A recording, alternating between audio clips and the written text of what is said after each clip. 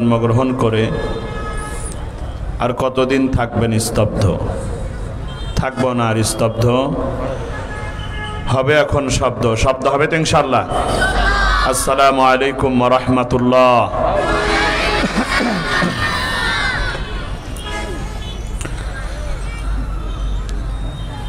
আলহামদুলিল্লাহ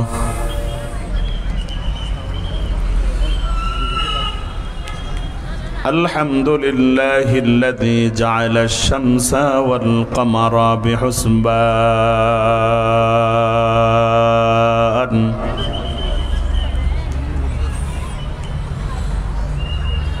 والنجم والشجر يسجدان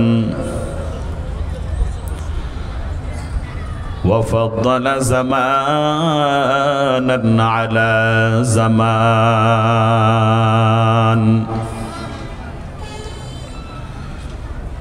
كما فضل مكانا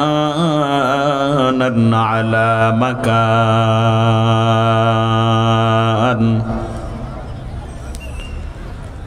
وإنسانا على إنسان ونشهد أن لا إله إلا الله وحده لا شريك له لا ضد له ولا ند له ولا مثل له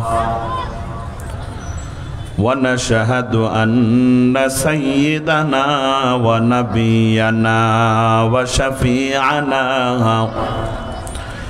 وحبيبنا ومولانا محمدا عبده ورسوله أرسله بالحق بشيرا ونذيرا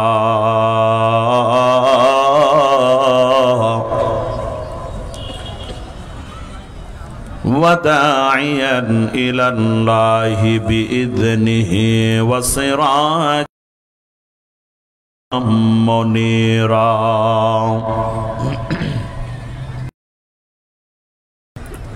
أما بعد فقد قال الله تعالى في كلامه المجيد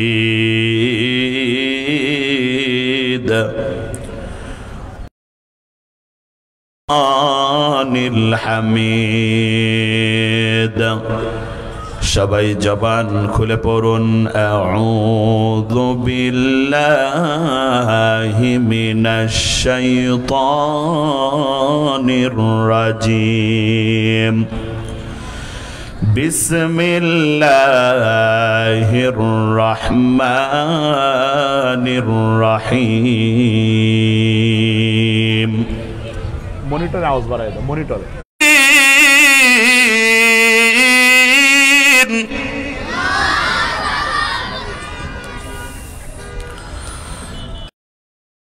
وما أرسلنا إلا رحمة للعالمين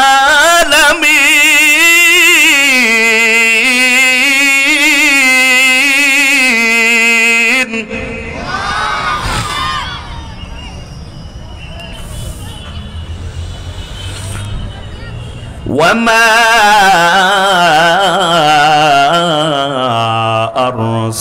أرسلناك إلا رحمة للعالمين.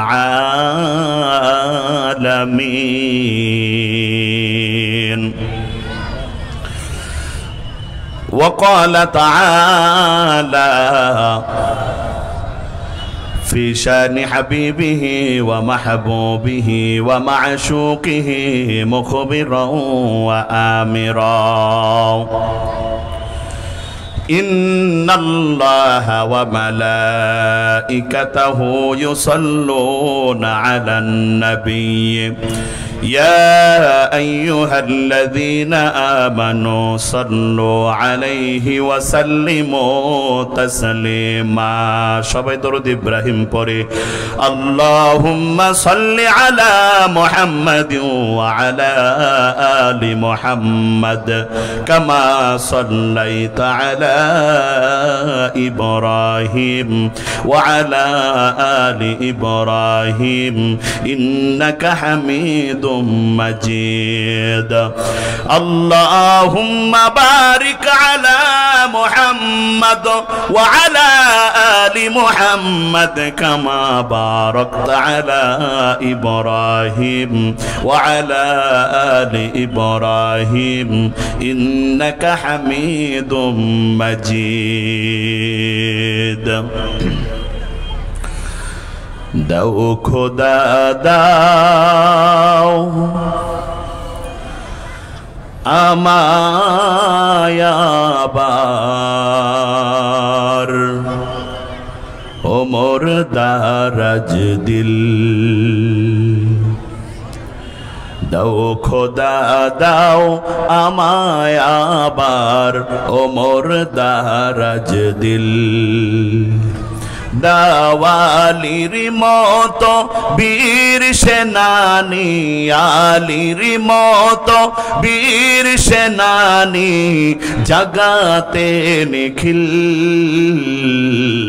দাও খোদা দাও আমায় আবার ওমর দারাজ দিল দাও খোদা দাও আমায় আবার ওমর দারাজ দিল হাম যাকে দাও ঘরে ঘরে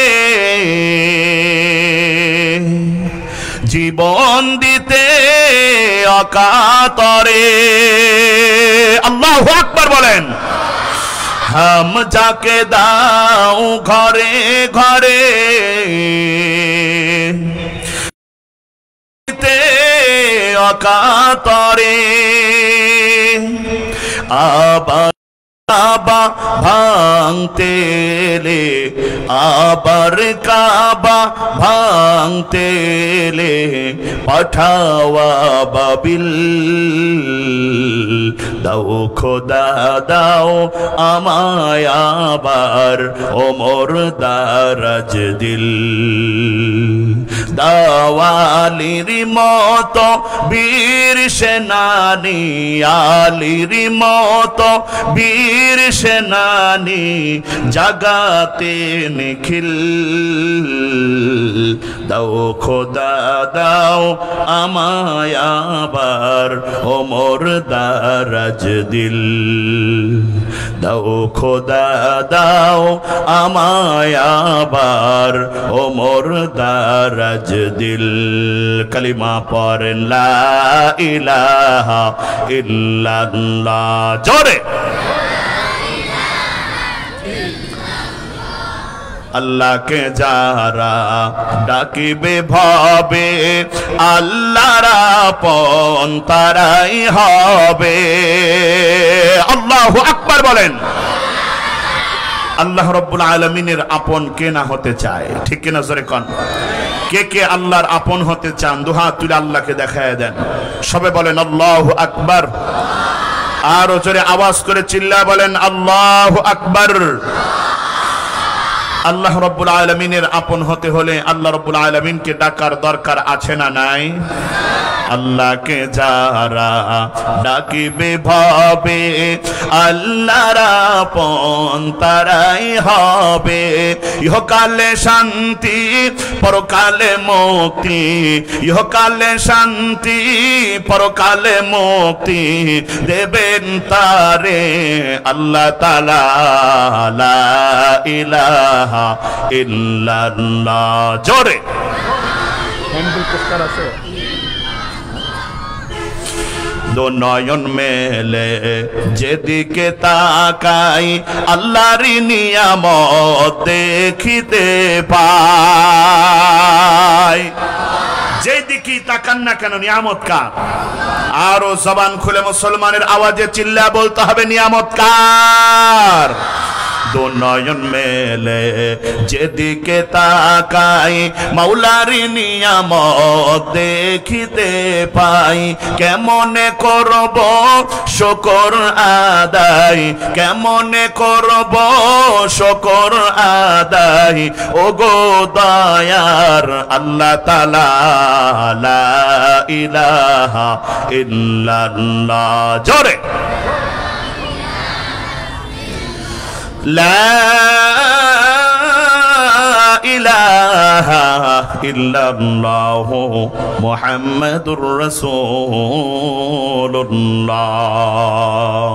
সাল্লাল্লাহু আলাইহি ওয়াসাল্লাম। আলহামদুলিল্লাহ, ইত্তেহাদুল উলামা ওয়াল হুফাজ কল্যাণ পরিষদ মোহনপুরের উদ্যোগে চতুর্থ বার্ষিক 2 দিন ব্যাপী ঐতিহাসিক ইসলামী মহাসম্মেলনের সম্মানিত সুযোগ্য সভাপতি উস্তাজুল উলামা পীরে কামেল আল্লামা জামাল উদ্দিন মাহমুদ সন্দীপী দামাত বরকাতুহুমুল আলিয়া আল্লাহ রাব্বুল আলামিন হুজুরকে নেক হায়াত দান করিয়া দেন। জোরে বলেন আমিন।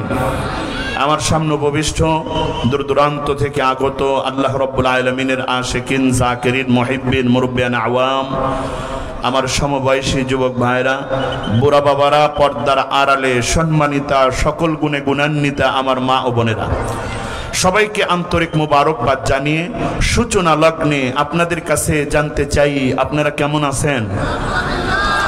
আরো জোরে সকল হালতে শুকরিয়া আদায় করা লাগবে কার? অন্য কেউ আছে?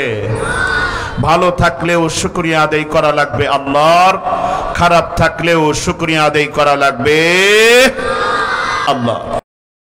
হাজিরিন, মাহফিলের ভিতরে আসতে পেরে বসতে পেরে খুশি না বেজার? খুশির আওয়াজ জোরে হয় নাকি আস্তে হয়?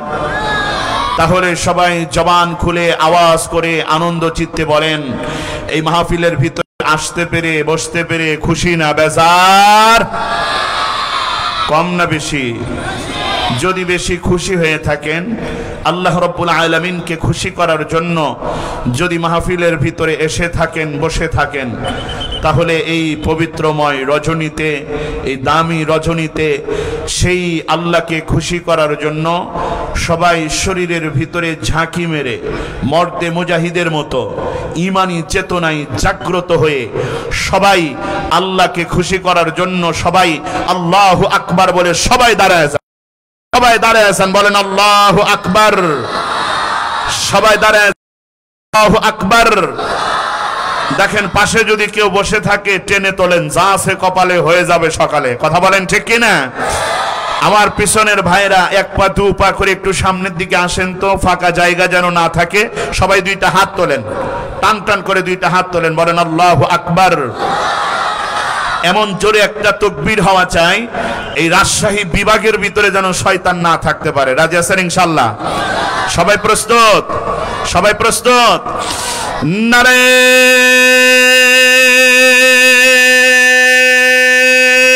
তাকবীর! মাশাআল্লাহ। বসেন,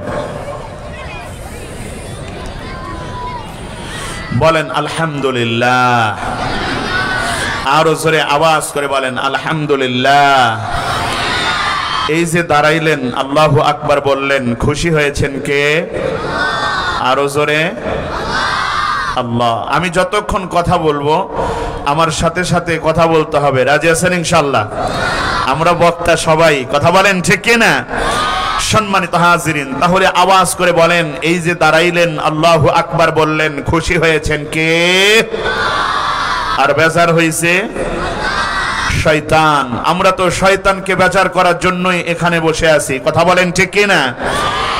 শুধু শয়তান বেজার হয় না, কোরআনের মাহফিলের ভিতরে বসলে আমাদের সমাজের ভিতরে কিছু মানুষরূপী শয়তান আছে, এরাও বেজার হয়ে যায়। কথা বলেন ঠিক কিনা? সম্মানিত হাজিরিন, এই এলাকার ভিতরে কেশরহাট এলাকার ভিতরে এমন কিছু লোক আছে যারা শয়তানকে খুশি করার জন্য এখনো বাহিরে ঘোরাঘুরি করতেছে। কথা বলেন ঠিক কিনা? আছে না নাই? বিশেষ করে এই কেশরহাট এলাকার ভিতরে কিছু ছেঁচড়া প্রেমিক যুবক আছে, এদের আবার মেয়েদের পিছনে না ঘুরলে পেটের ভাত হজম হয় না। যুবকের আওয়াজ করে বলতে হবে ঠিক কিনা? আছে না নাই? সম্মানিত হাজিরিন, আপনারা বলেন বাহিরে যারা ঘোরাঘুরি করে এদের কপাল ভালো না খারাপ?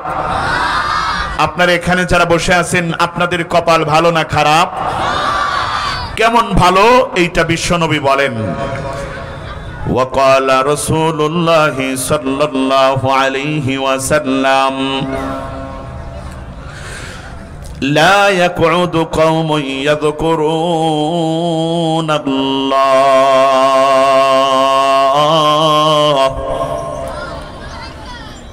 إلا حفتهم الملائكة وغشيتهم الرحمة ونزلت عليهم السكينة وذكرهم الله في من عنده أو كما قال النبي عليه الصلاة والسلام।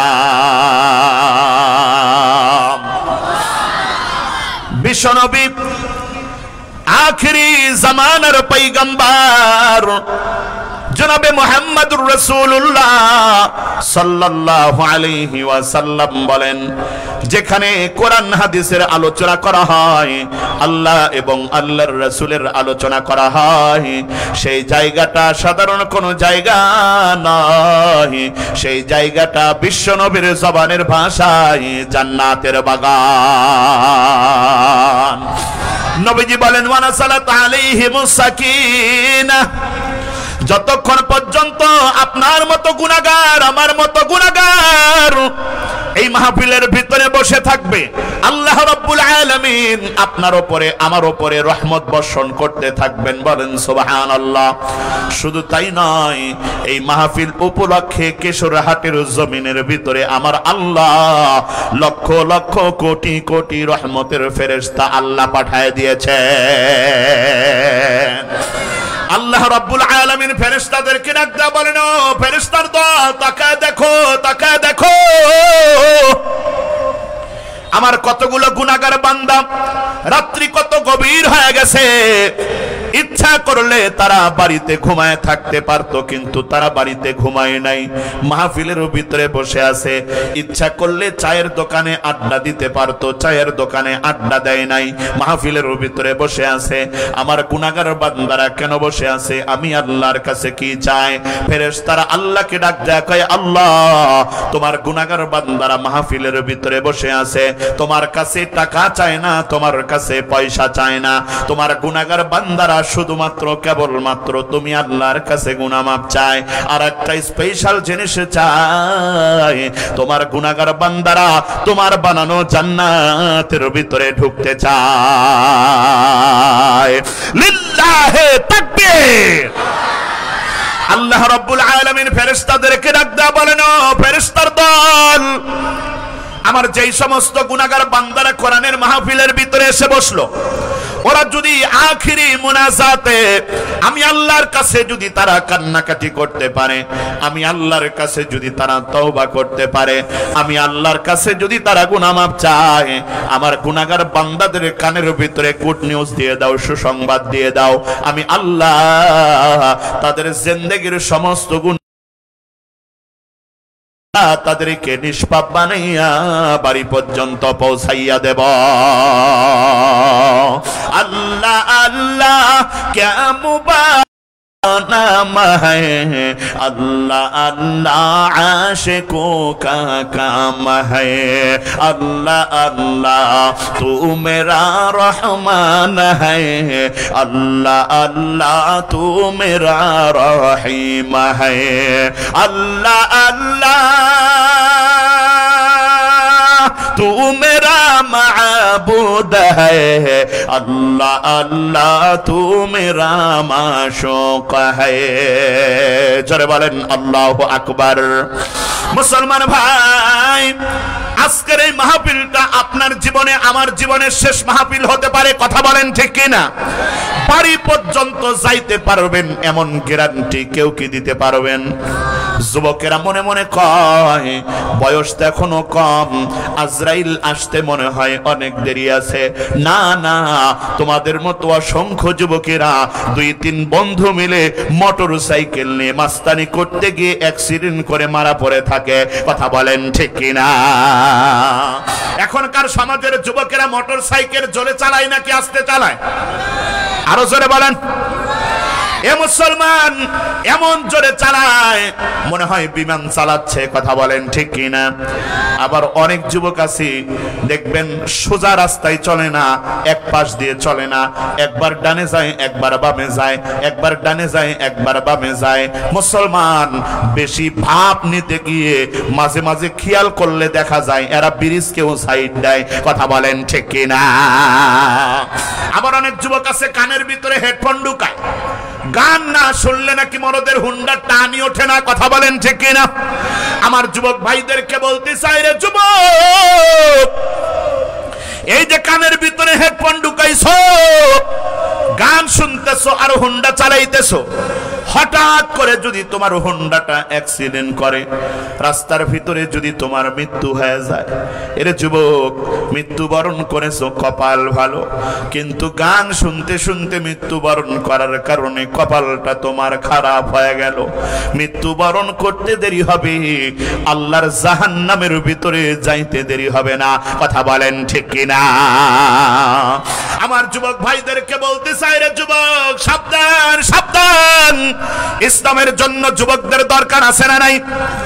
এই যুবকেরা হাত তুলে বলতে হবে আছে না নাই?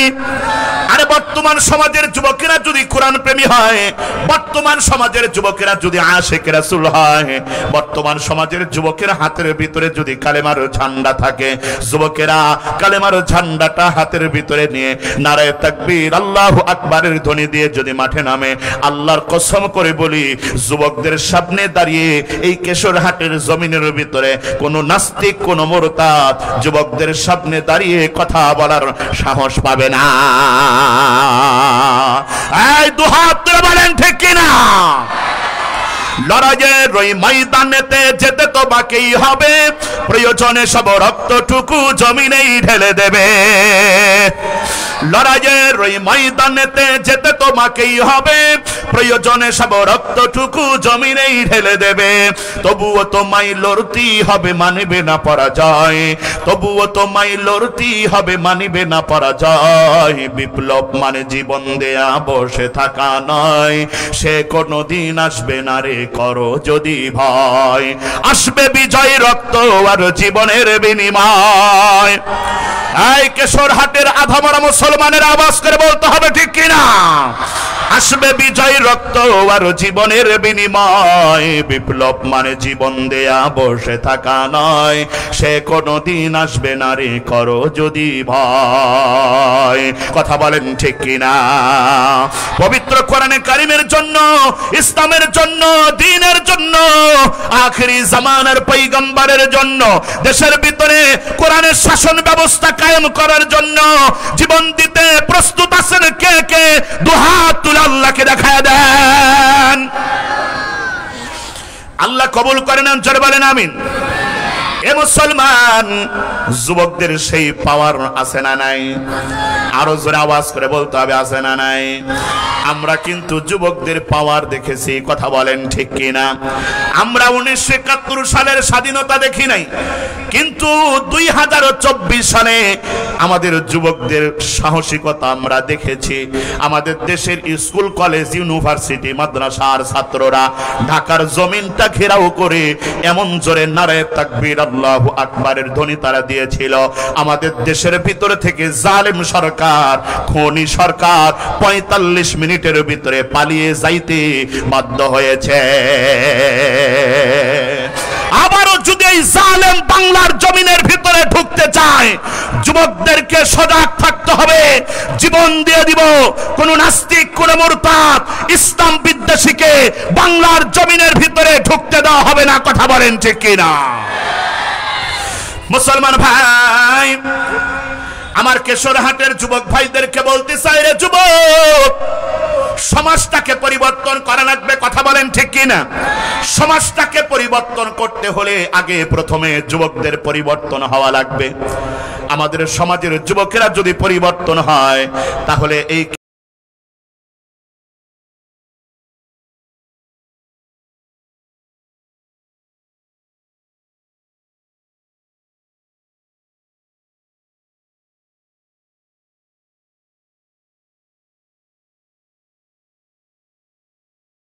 এমন বাবা হইলাম আমি ঘরের ভিতরে বসে থাকি, শুয়ে থাকি, ঘুমিয়ে থাকি, এমন হতে পারে না।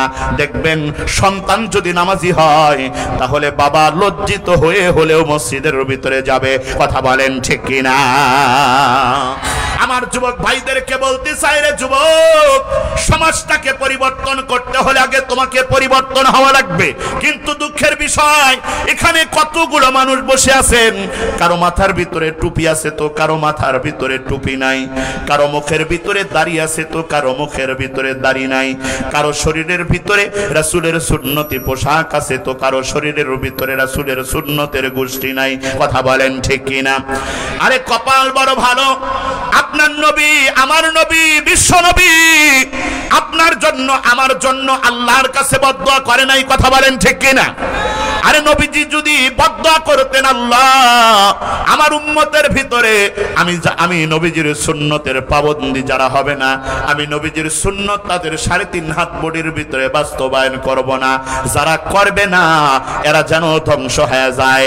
মুসলমান কান খুলে শুনে নেন, নবীজি যদি এইভাবে বদদুয়া করতেন তাহলে এই কেশর হাটের জমিনের ভিতরে বিনা সুন্নাতওয়ালা লোক একটাও জীবিত থাকতো না। কথা বলেন ঠিক কিনা? নবীজি বদদুয়া করছে, আরো জোরে কোন? নবীজি বদদুয়া করে নাই। সাহাবীরা বিশ্ব নবীকে রাখতে বলতেছেন, দয়ার নবী গো, মক্কার কাফেরেরা আপনাকে ধরে মারে, শরীরের ভিতর থেকে রক্ত বাহির করে গো নবী। ওগো নবীজি রহমত, আপনার নবী আমার নবী জমিনের জন্য রহমত, আপনার নবী আমার নবী পাহাড়ের জন্য রহমত, আপনার নবী আমার নবী পাহাড়ের ঝর্ণার জন্য রহমত, আপনার নবী আমার নবী সমুদ্রের জন্য জন্য রহমত, আপনার নবী আমার নবী পশু পাখিদের জন্য রহমত, আপনার নবী আমার নবী গাছগাছালির জন্য রহমত, আপনার নবী আমার নবী শুধু দুনিয়াতে রহমতের নবী না, আপনার নবী আমার নবী হাসরের ময়দানেও রহমত, শুধু হাসরের ময়দানেও নয়, আপনার নবী আমার নবী জান্নাতের ভিতরেও রহমত। লিল্লাহে তাকবীর। যাহারা গমনে ধন্য, যাহারা গমনে ধন্য, হলো মানব কুল, সকল নবীর সেরা নবী মুহাম্মদ রাসূল, সকল নবীর সেরা নবী মুহাম্মদ রাসূল। জোরে বলেন মারহাবা। মুসলমান ভাই, বিশ্ব নবী সাহাবীদেরকে রাখদা বলতেছেন, সাহাবীর দল শোনো, আল্লাহ তো আমাকে দুনিয়াতে বদদুয়া করার জন্য পাঠাই নাই। আমি যদি কাফের মুশরিকদের উপরে রাগান্বিত হয়ে যদি তাদের উপরে বদদুয়া করে দেই, তাহলে কান খুলে শুনে নাও, আমার আল্লাহ তো তাদেরকে ধ্বংস করিয়ে দিবে।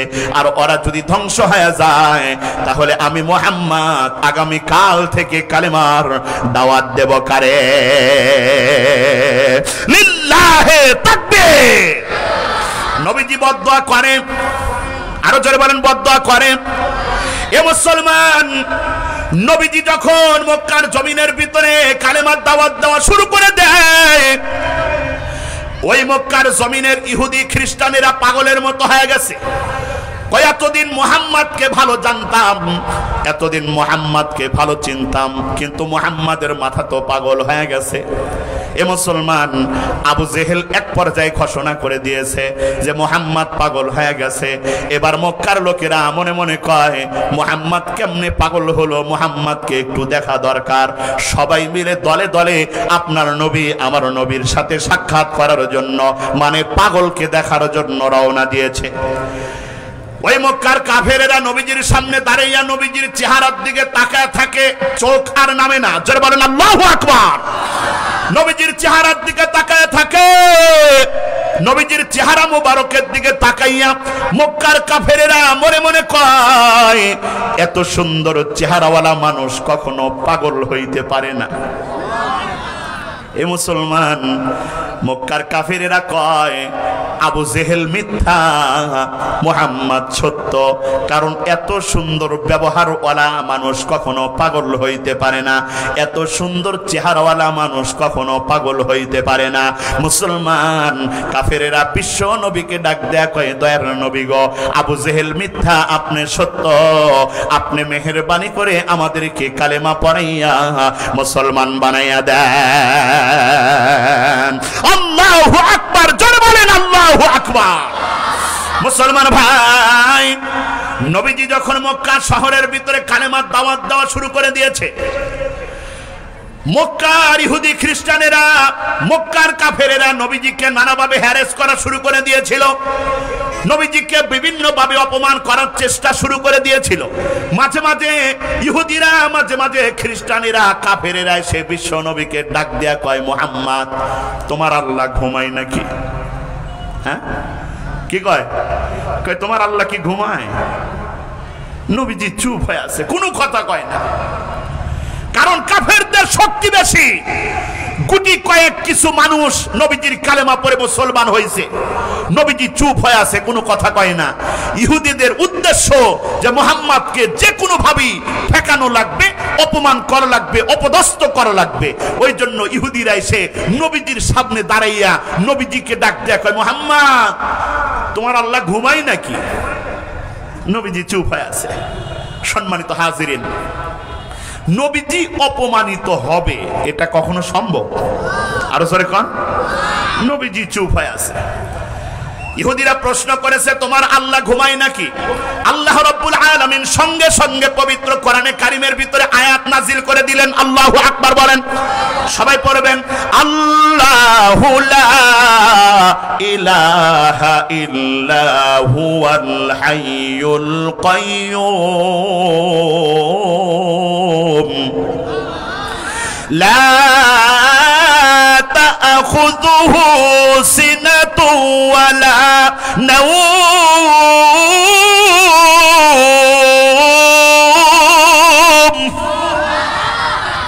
সঙ্গে সঙ্গে আল্লাহ পবিত্র কোরআনে কারিমের আয়াত নাজিল করে দিলেন যে আল্লাহ ঘুমায়।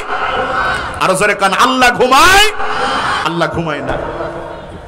শরীর ঘেমে যাচ্ছে, একটু ফ্যানের ব্যবস্থা করলে হয়।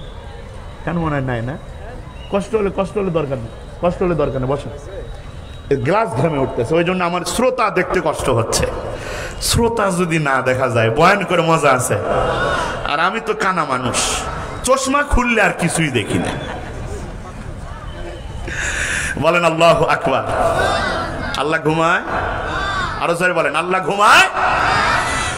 মুসলমান ভাই, যখন নবীজি নিজেকে নবী বলে সবার সামনে দাঁড় করিয়েছে, যখন কালেমার দাওয়াত দেওয়া শুরু করে দিয়েছেন, এবার মক্কার ইহুদিরা এক জায়গায় হয়েছে, বিশাল একটা জটলা বাঁধিছে যে যেমন করি হোক মুহাম্মদকে অপমান করা লাগবে। তোমরা রাজি আছো?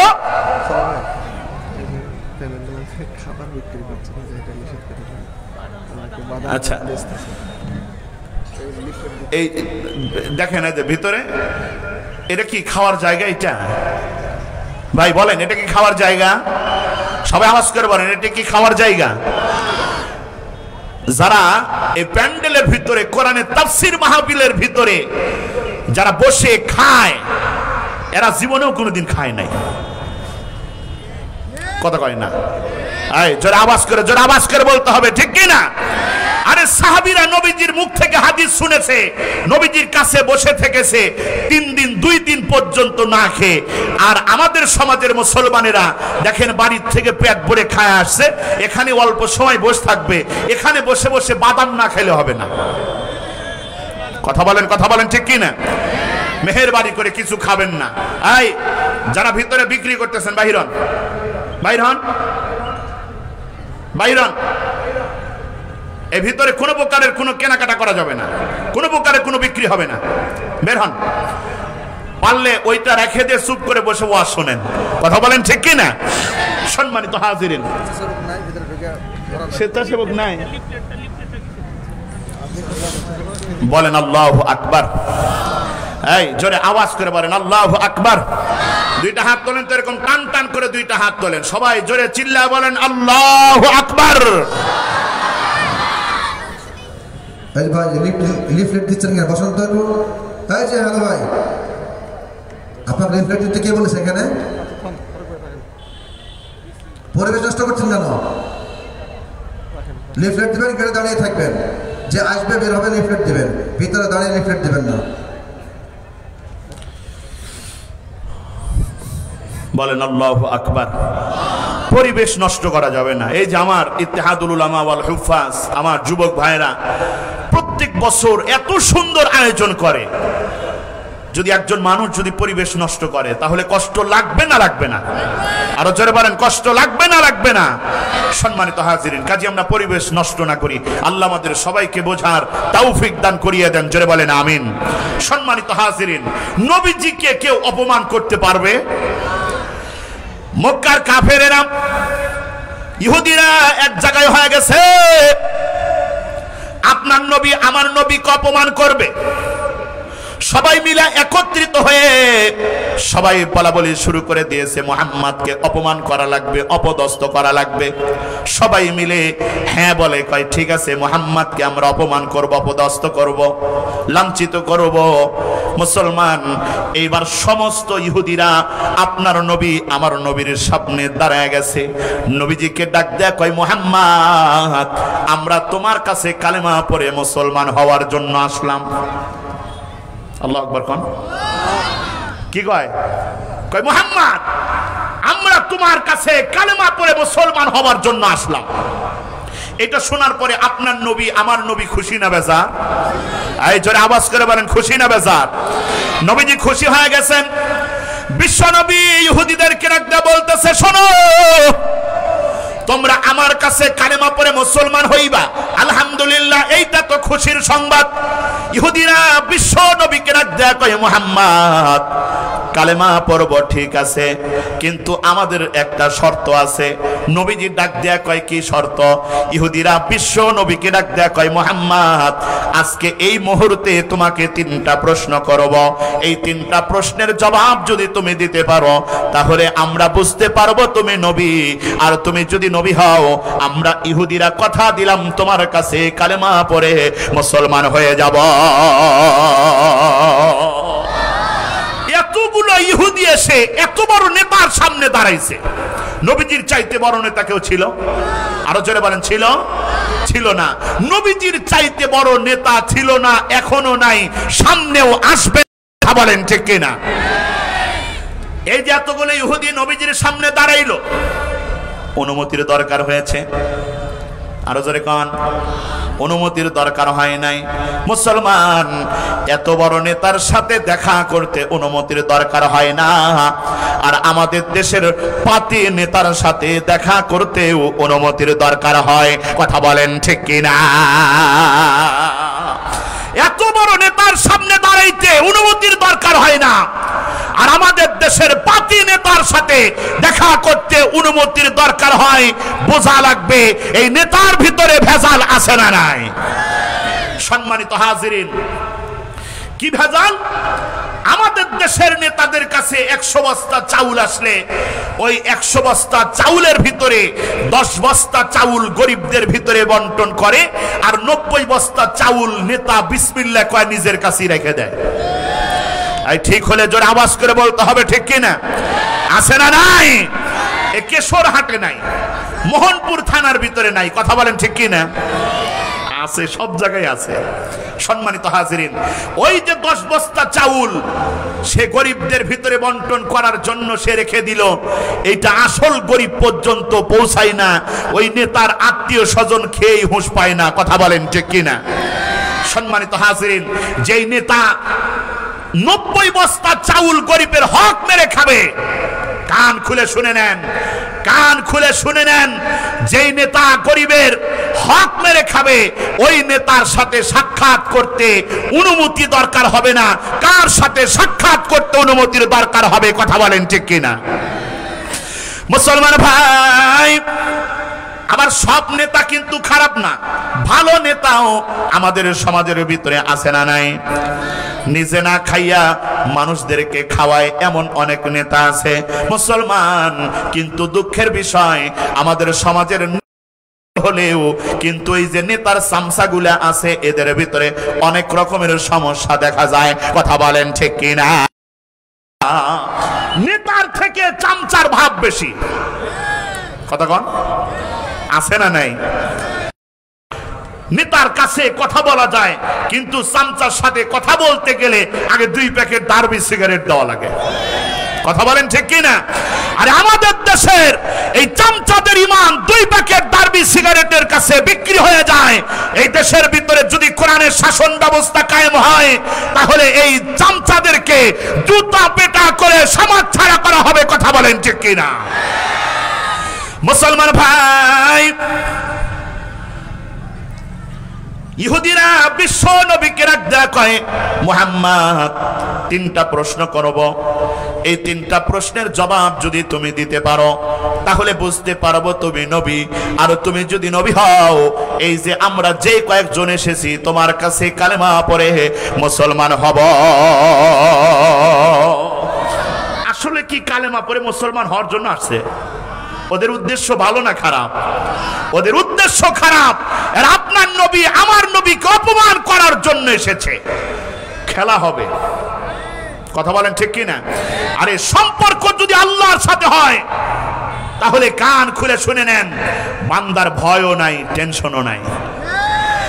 এই কেশরহাটের জমিনের মুসলমানদের সম্পর্ক যদি আল্লাহর সাথে হয়, এ মুসলমান আপনাদের কোনো ভয় আছে? কোন টেনশন আছে?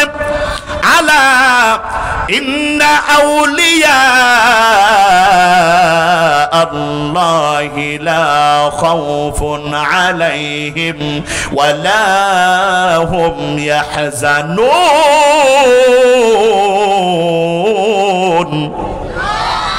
সম্পর্ক যদি আল্লাহর সাথে হয়, বান্দার ভয়ও নাই, টেনশনও নাই। কথা বলেন ঠিক কিনা? এ মুসলমান, এই যে আমাদের দেশের ভিতরে কত সংখ্য ওলামায়ে কেরামকে ফাঁসির কাস্টে ঝুলানো হইল, সম্পর্ক আল্লাহর সাথে ছিল। আমাদের দেশের অসংখ্য ওলামায়ে কেরামকে জেলখানার ভিতরে বন্দী করা হয়েছিল, সম্পর্ক আল্লাহর সাথে ছিল। মুসলমান, এনাদের কাছে কিন্তু অপশন ছিল, এনারা যদি রাষ্ট্রপতির কাছে ক্ষমা চায় তাহলে এনাদেরকে মাফ করে দেওয়া হবে। কিন্তু জালিমের গোষ্ঠীরা জানে না, সম্পর্ক যদি আল্লাহর সাথে হয় এরা কখনো কোনো জালিমের কাছে মাথা নত করে না। কথা বলেন ঠিক কিনা? আমরা তো দল মত নির্বিশেষে আল্লামা দেলোয়ার হোসেন সাইদি রহমাতুল্লাহি আলাইহিকে ভালোবাসি। কথা বলেন ঠিক কিনা? আমরা কোরআনের কারণে এনাকে ভালোবাসি। এই কোরআনের পাখিটাকে আমাদের দেশের জালেম সরকার চিকিৎসার নামে হত্যা করেছে। কথা বলেন ঠিক কিনা? সেই অবস্থা এখন আমাদের দেশনেত্রী খালেদা জিয়ারও আমাদের দেশটাকে ধ্বংস করে ফেলাইছে। কথা বলেন ঠিক কিনা? মুসলমান ভাই, নবীজির কোনো টেনশন আছে? সম্পর্ক যদি আল্লাহর সাথে হয়, বান্দারও ভয়ও নাই, টেনশনও নাই। নবীজি যে বিষয়ে জানেন না ওই বিষয়ে জানিয়ে দেন কে? নবীজির কোনো শিক্ষক নাই, নবীজির শিক্ষক একজন, তিনি কে? নবীজি ইহুদিদেরকে ডাক দেয়া বলতেছে, ইহুদির দল শোনো, কি প্রশ্ন তোমরা আমাকে করতে চাও? আমাকে প্রশ্ন করতে পারো। ইহুদিরা বিশ্ব নবীকে ডাক দেয়া কয়, মুহাম্মদ, আমাদের 1 নাম্বার প্রশ্ন হচ্ছে, বলো দেখি, মা হুয়ার রূহ, রূহ কি? এই যে আপনার ভিতরে আমার ভিতরে আছে, আপনি আমি কথা বলতে পারতেছি। ইহুদিরা বিশ্ব নবীকে ডাক দেয়া কয়, মুহাম্মদ, মা হুয়ার রূহ, রূহ কি? এই রূহ সম্পর্কে তুমি যদি আমাকে বুঝাইতে পারো, আমাকে বর্ণনা শুনাইতে পারো, তাহলে আমরা বুঝতে পারবো তুমি নবী। আর তুমি যদি নবী হও, তোমার কাছে কালেমা পড়ে মুসলমান হয়ে যাব। লিল্লাহে তাকবীর। কয়টা প্রশ্ন করেছে? একটা।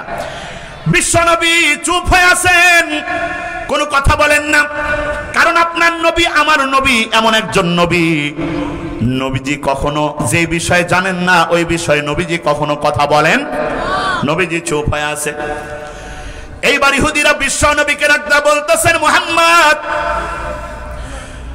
2 নাম্বার প্রশ্ন শুনে নাও। 2 নাম্বার প্রশ্ন হচ্ছে,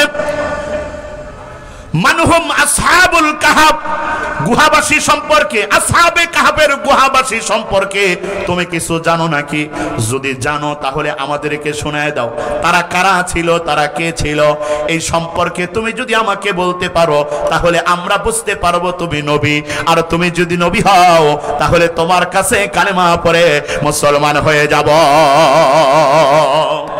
নবীজি তখনও চুপ হয়ে আছেন, কোনো কথা বলে না।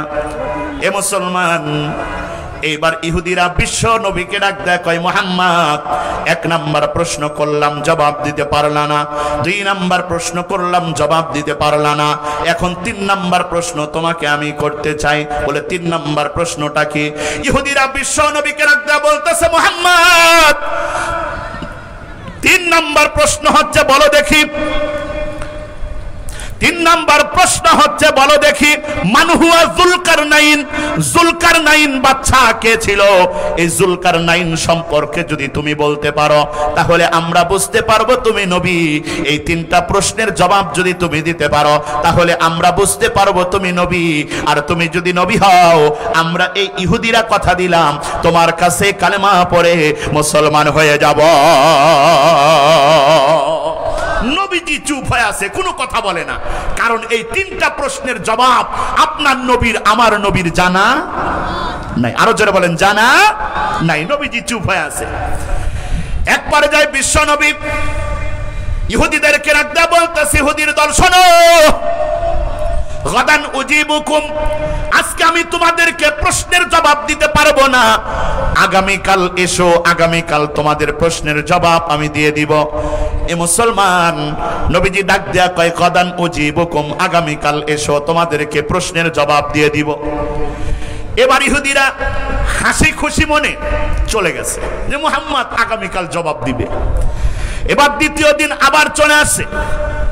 ইহুদিরা বিশ্ব নবীকে রাখতে বলতেছে, মুহাম্মদ কি খবর? তোমাকে যে 3টা প্রশ্ন করেছিলাম এই 3টা প্রশ্নের জবাব তো তুমি দিতে পারো নাই, কি খবর? নবীজির কাছে তখনও ওহী আসে নাই।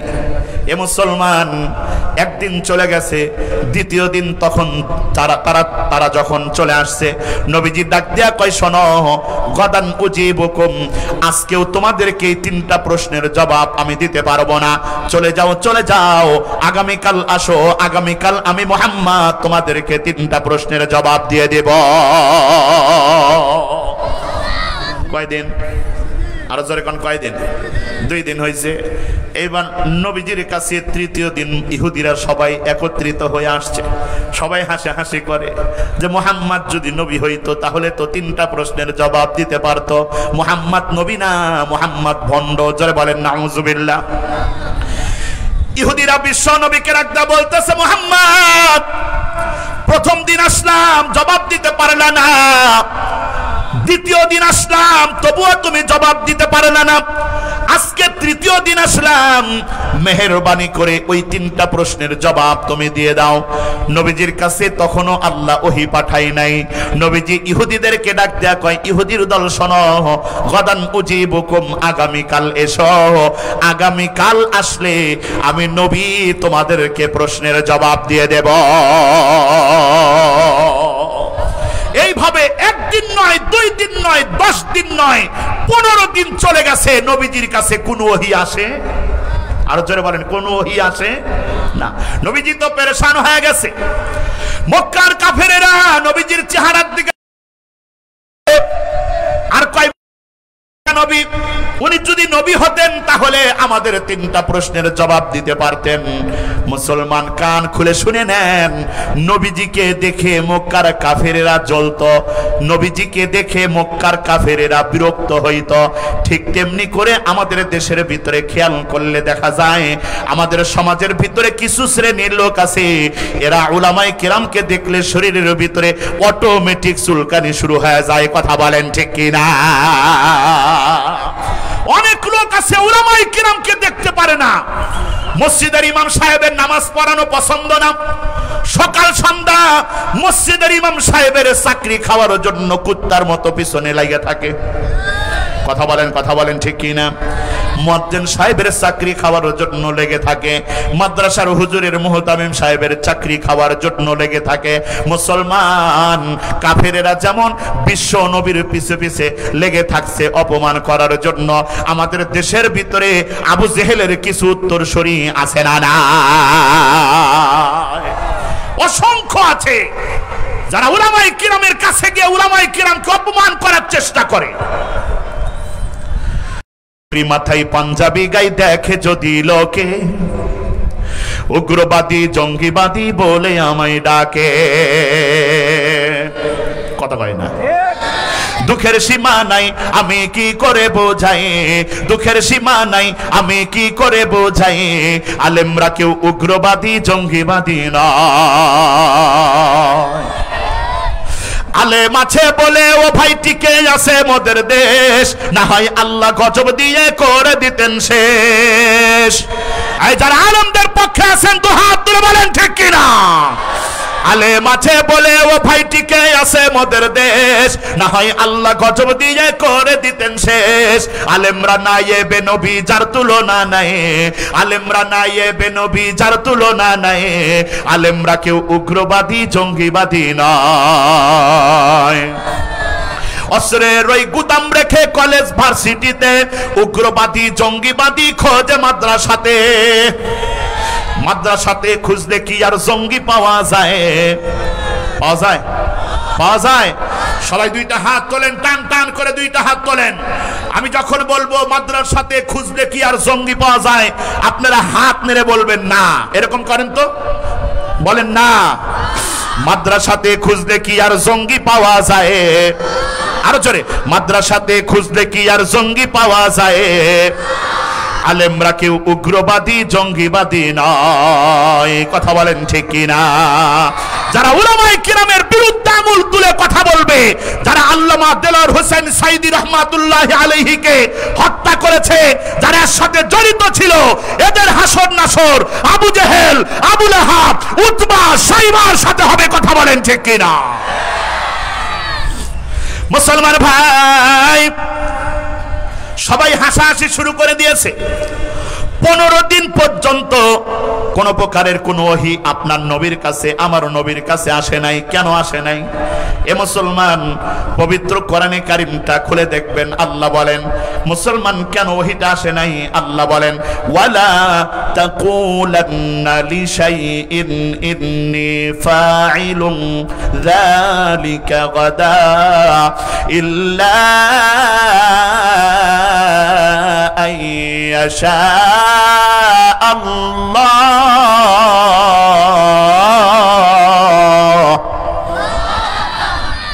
নবীজি শুধু কাফেরদেরকে ডাক দেয়া বলেছে গদান উজিবুকুম, আগামীকাল এসো। আল্লাহ ডাক দেয়া কয় মুহাম্মদ, ওগো আমার হাবিব, আপনি ওনাদেরকে বললেন গদান উজিবুকুম, আপনি কেন ইনশাআল্লাহ বললেন না? আল্লাহু আকবার বলেন। আল্লাহ ডাক দেয়া কয় আপনার তো বলা উচিত ছিল গদান উজিবুকুম ইনশাআল্লাহ, আগামীকাল এসো, তোমাদেরকে আমি জবাব দিয়ে দিব ইনশাআল্লাহ।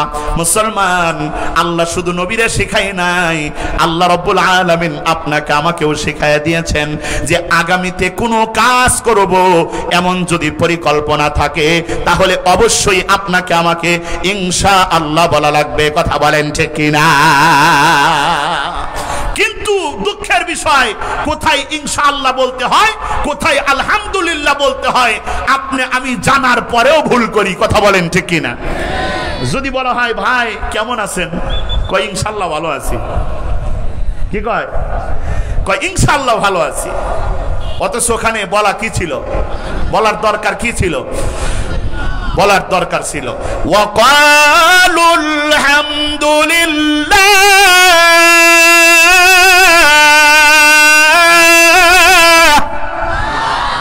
বলার দরকার ছিল আলহামদুলিল্লাহ ভালো আছি। কথা বলেন ঠিক কিনা?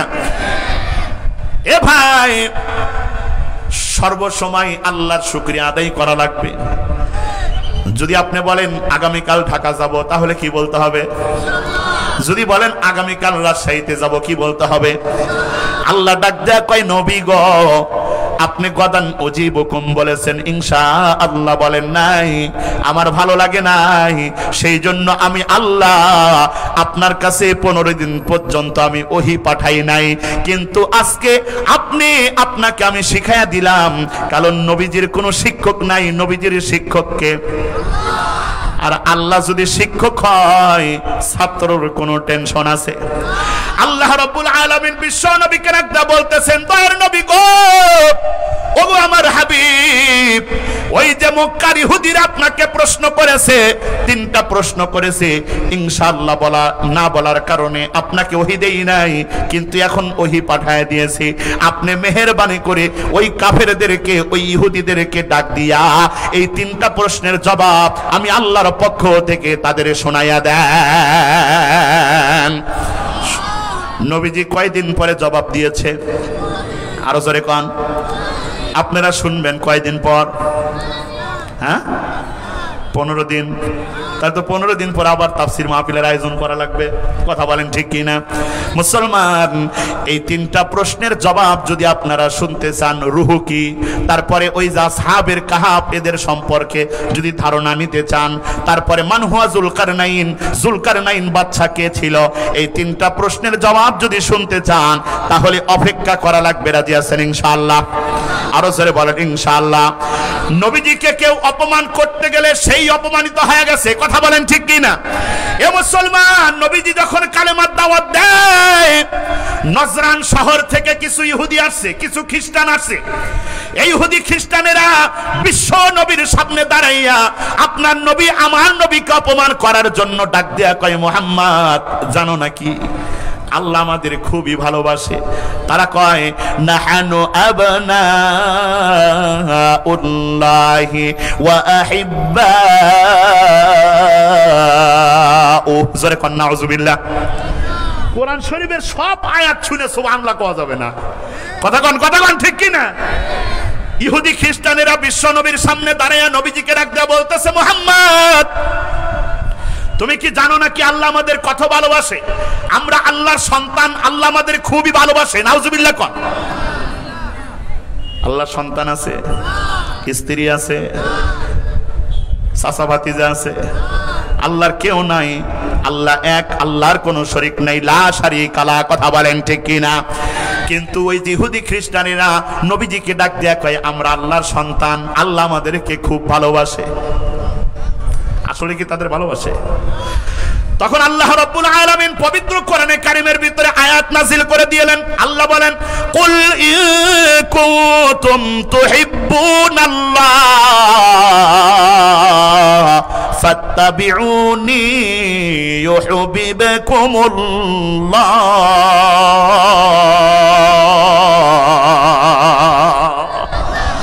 আল্লাহ রাব্বুল আলামিন সঙ্গে সঙ্গে পবিত্র কোরআনে কারীমের আয়াত নাজিল করে দিলেন। বিশ্বনবী ওই ইহুদি খ্রিস্টানদেরকে ডাকতে বলতেছে, ইহুদি খ্রিস্টানের দল শোনো, আল্লাহ তোমাদেরকে তখনই ভালোবাসবে যখন তোমরা আমি নবীকে ভালোবাসবা। আল্লাহু আকবার কয় না রে? আরো জোরে বলেন আল্লাহু আকবার। নবীজি ডাক দেয়া কয়, শোনো, আমি তখনই বুঝবো আল্লাহ তোমাদেরকে ভালোবাসে। আল্লাহ বলেছেন, কুল ইন কুনতুম তুহিব্বুনাল্লাহ ফাত্তাবিউনি ইউহিব্বুকুমুল্লাহ। আমি তখনই বুঝবো আল্লাহ তোমাদেরকে ভালোবাসে যখন বুঝবো তোমরা ইহুদি খ্রিস্টানেরা আমি নবীকে অনুকরণ করো। জোরে বলেন সুবহানাল্লাহ। ইহুদি খ্রিস্টানেরা নবীজিকে অনুসরণ করবে। আরো জোরে কন। নবীজি ডাক দেয়া কয়, তোমরা আমি নবীকে ভালোবাসো না। আল্লাহ তো পবিত্র কোরআনে কারীমের ভিতরে আয়াত নাজিল করে দিয়েছেন, এর মানে আল্লাহ তোমাদেরকে ভালোবাসে না। জোরে বলেন আল্লাহু আকবার। মুসলমান ভাই, নবীজির আদর্শ ভিতরে বাস্তবায়ন করেন, নবীজির সুন্নাত ভিতরে বাস্তবায়ন করেন। আপনার আমার 3.5 হাত বডির ভিতরে যদি রাসূলের সুন্নাত থাকে, আপনার আমার 3.5 হাত বডির ভিতরে যদি রাসূলের আদর্শ থাকে, তাহলে বুঝতে হবে আল্লাহ আমাদেরকে ভালোবাসেন। ওয়া ইয়াগফির লাকুম যুনুবাকুম। আর আল্লাহ যাদেরকে ভালোবাসেন, আমার আল্লাহ তাদের জিন্দেগীর সমস্ত গুনাহ খাতা মাফ করিয়ে দেয়। নবীজিকে নানাভাবে মক্কার কাফেরেরা অপমান অপদস্থ করার চেষ্টা করেছে, কিন্তু নবীজিকে অপমান করতে পারে নাই। মুসলমান ভাই আমার সবচাইতে বেশি কষ্ট লেগেছে এই ঘটনাটা পড়ে। নবীজি বাইতুল্লাহর পাশে নামাজ পড়তেছেন, ওই মক্কা নগরীর ভিতরে আবু জেহেল ছিল, আবু লাহাব ছিল, উতবা সাইবা ছিল, আরেকজন ছিল উকবা। কি নাম ছিল? উকবা। বলেন কি নাম? উকবা। এই উকবা খেয়াল করে দেখতেছে বাইতুল্লাহর পাশে আপনার নবী, আমার নবীজি নামাজ আদায় করতেছেন। নবীজি যখন দাঁড়ায় যায় সহজে রুকুতে যায় না, নবীজি যখন রুকুতে চলে যান সহজে রুকু থেকে ওঠেন না, নবীজি যখন সেজদায় চলে যায় সহজে সেজদার থেকে ওঠেন না। এ মুসলমান, এইভাবেই আপনাকে আমাকে নবীজি নামাজ শিক্ষা দিয়েছেন। কিন্তু দুঃখের বিষয়, দুঃখ এবং পরিতাপের বিষয়, আমাদের নামাজের ভিতরে দাঁড়াইলে দুনিয়াবি সকল কাজের কথা মনে পড়ে যায়। সেই জন্য সর্বোচ্চ তাড়াহুড়া করে আপনি আমি নামাজ আদায় করি। কথা বলেন ঠিক কিনা? মানে সিজদায় গিয়ে সুবহান রাব্বিয়াল আ'লা, সুবহান রাব্বিয়াল আ'লা, সুবহান রাব্বিয়াল আ'লা কমপক্ষে 3 বার পড়া লাগবে। কিন্তু আমাদের সমাজের ভিতরে এমন অনেক লোক আছে, ওরা শুধু মারে আর তোলে। জোরে আওয়াজ করে বলেন ঠিক কিনা? খালি মারে আর তোলে, মারে আর তোলে। এই নামাজ কবুল হবে? এই নামাজ কবুল হবে? মুসলমান ভাই, উকবা মদিনার কাফের, মক্কার কাফেরদেরকে ডাকদা বলতেছে, মক্কার কাফেরেরা শোনো, মুহাম্মদ নামাজ আদায় করতেছে, তোমরা কে কোথায় আছো? অমুক জায়গায় একটা উট জবাই করা হয়েছে, ওই উটের নারী ভুঁড়ি নিয়ে এসে কে তোমরা মুহাম্মাদের শরীরের ভিতরে ফালাইতে পারবা? এ মুসলমান, উকবা নিজেই ওই উটের কাছে চলে গেছে, উট জবাই করা হয়ে গেছে, ওই উটের নারী ভুঁড়ি নিয়ে এসে আপনার নবী আমার নবীর সিজদায় যখন চলে গেছে, নবীজির পিঠের ভিতরে মেরে দিয়েছে। ওই উটের নারী ভুঁড়ি এত ভারী, এত ভারী, ঠিক মতো নবীজি নড়াচড়াও করতে পারে না। নবীজির শরীরের ভিতরে মেরে দিয়েছে, নবীজি তারপরেও নামাজ ছাড়ে নাই। এই দৃশ্যটা দেখে মক্কার কাফেরেরা, আবু জেহেল, আবু লাহাব, উতবা, সাইবা, উকবা সহ সবাই হাসাহাসি শুরু করে দিয়েছে যে আর যাই হোক, আজকে মুহাম্মদকে অপমান করতে পেরেছি। এ মুসলমান, সাহাবীদের সংখ্যা খুবই কম। সাহাবীরা যে নবীর সামনে দাঁড়াবে, নবীকে গিয়ে একটু রক্ষা করবে, এই শক্তি তাদের ভিতরে নাই। সবাই ফাঁকে দাঁড়াইয়া আছে। তখন ফাতেমা রাদিয়াল্লাহু তাআলা আনহা, ছোট্ট মেয়ে দৌড়াইয়া বাবাকে ডাক দেয়া কয়, আব্বা, আপনার শরীরের ভিতরে মক্কার কাফেরেরা উটের ভুঁড়ি নিক্ষেপ করেছে। ওগো বাবা, আপনাকে কতভাবে তারা কষ্ট দেয়। নবীজি সিজদার থেকে উঠে নামাজটা শেষ করে নবীজি ওই দিন আবু জেহেল, আবু লাহাব, উতবা, সাইবার জন্য আল্লাহর কাছে বদদোয়া করেছিলেন। এরপরে যে যুদ্ধটা হয়েছিল বদরের যুদ্ধ, এই যুদ্ধের ভিতরে সবগুলো কাফের আল্লাহর জাহান্নামে চলে গেছে। কথা বলেন ঠিক কিনা? আরে নবীজির বদদোয়া করতে দেরি হয়, বদদোয়া কবুল করতে আল্লাহ দেরি করেন না। সবাই বদরের যুদ্ধে মারা গেছে, কিন্তু উকবা এ মরে নাই। নবীজি অন্য টাইমে তাকে যখন হত্যা করেন, এই উকবা বিশ্ব নবীকে রাখদা বলতেছে, মুহাম্মদ তুমি আমাকে কেন হত্যা করলা? বিশ্ব নবী উকবাকে ডাক দেয়া কই, উকবা কান খুলে শুনে নাও, এই মক্কা নগরের ভিতরে যত কাফের আছে, তুমি যেই পরিমাণ কষ্ট আমি মুহাম্মদকে দিয়েছো, এত পরিমাণ কষ্ট এই মক্কার কোন কাফের আমাকে দেয় না। কোন কাফের আমাকে এত কষ্ট দেয় নাই যেই পরিমাণ কষ্ট তুমি আমাকে দিয়েছো। সম্মানিত হাজিরিন, নবীজি রাগ হয় না, নবীজি রাগ হয় না। একবার যায়েদ ইবনে সানা, একজন ইহুদি পণ্ডিত, নবীজি একবার এক আনসার সাহাবীর কাছ থেকে কিছু খেজুর করজ নিয়েছেন। সময় দেওয়া ছিল যে এই সময় মুহাম্মদ তুমি আমাকে দিয়ে দিবা। তো সময়ের আগেই এই যায়েদ ইবনে সানা নবীজির সামনে দাঁড়াইয়া উঁচু আওয়াজে কথা কয়, বিশ্ব নবীকে রাখদা কয়, মুহাম্মদ তোমরা আব্দুল মুত্তালিবের বংশের লোকেরা খুবই খারাপ, মানুষের কাছ থেকে কোনো কিছু নিলে আর সহজে দিতে চাও না। ওই যে তোমার কাছ থেকে খেজুর নেওয়া হয়েছে, খেজুর তুমি কেন ফেরত দাও না? মারে খাওয়ার ধান্দা করতেছো নাকি? জোরে বলেন নাউজুবিল্লাহ। নবীজির সামনে দাঁড়াইয়া যায়েদ ইবনে সানা উঁচু আওয়াজে কথা কয়, নবীজিকে অপমান করার জন্য চেষ্টা করে। পাশেই হযরত ওমর দাঁড়ায় থাকে। নবীজি মুস্কি মুস্কি হাসে।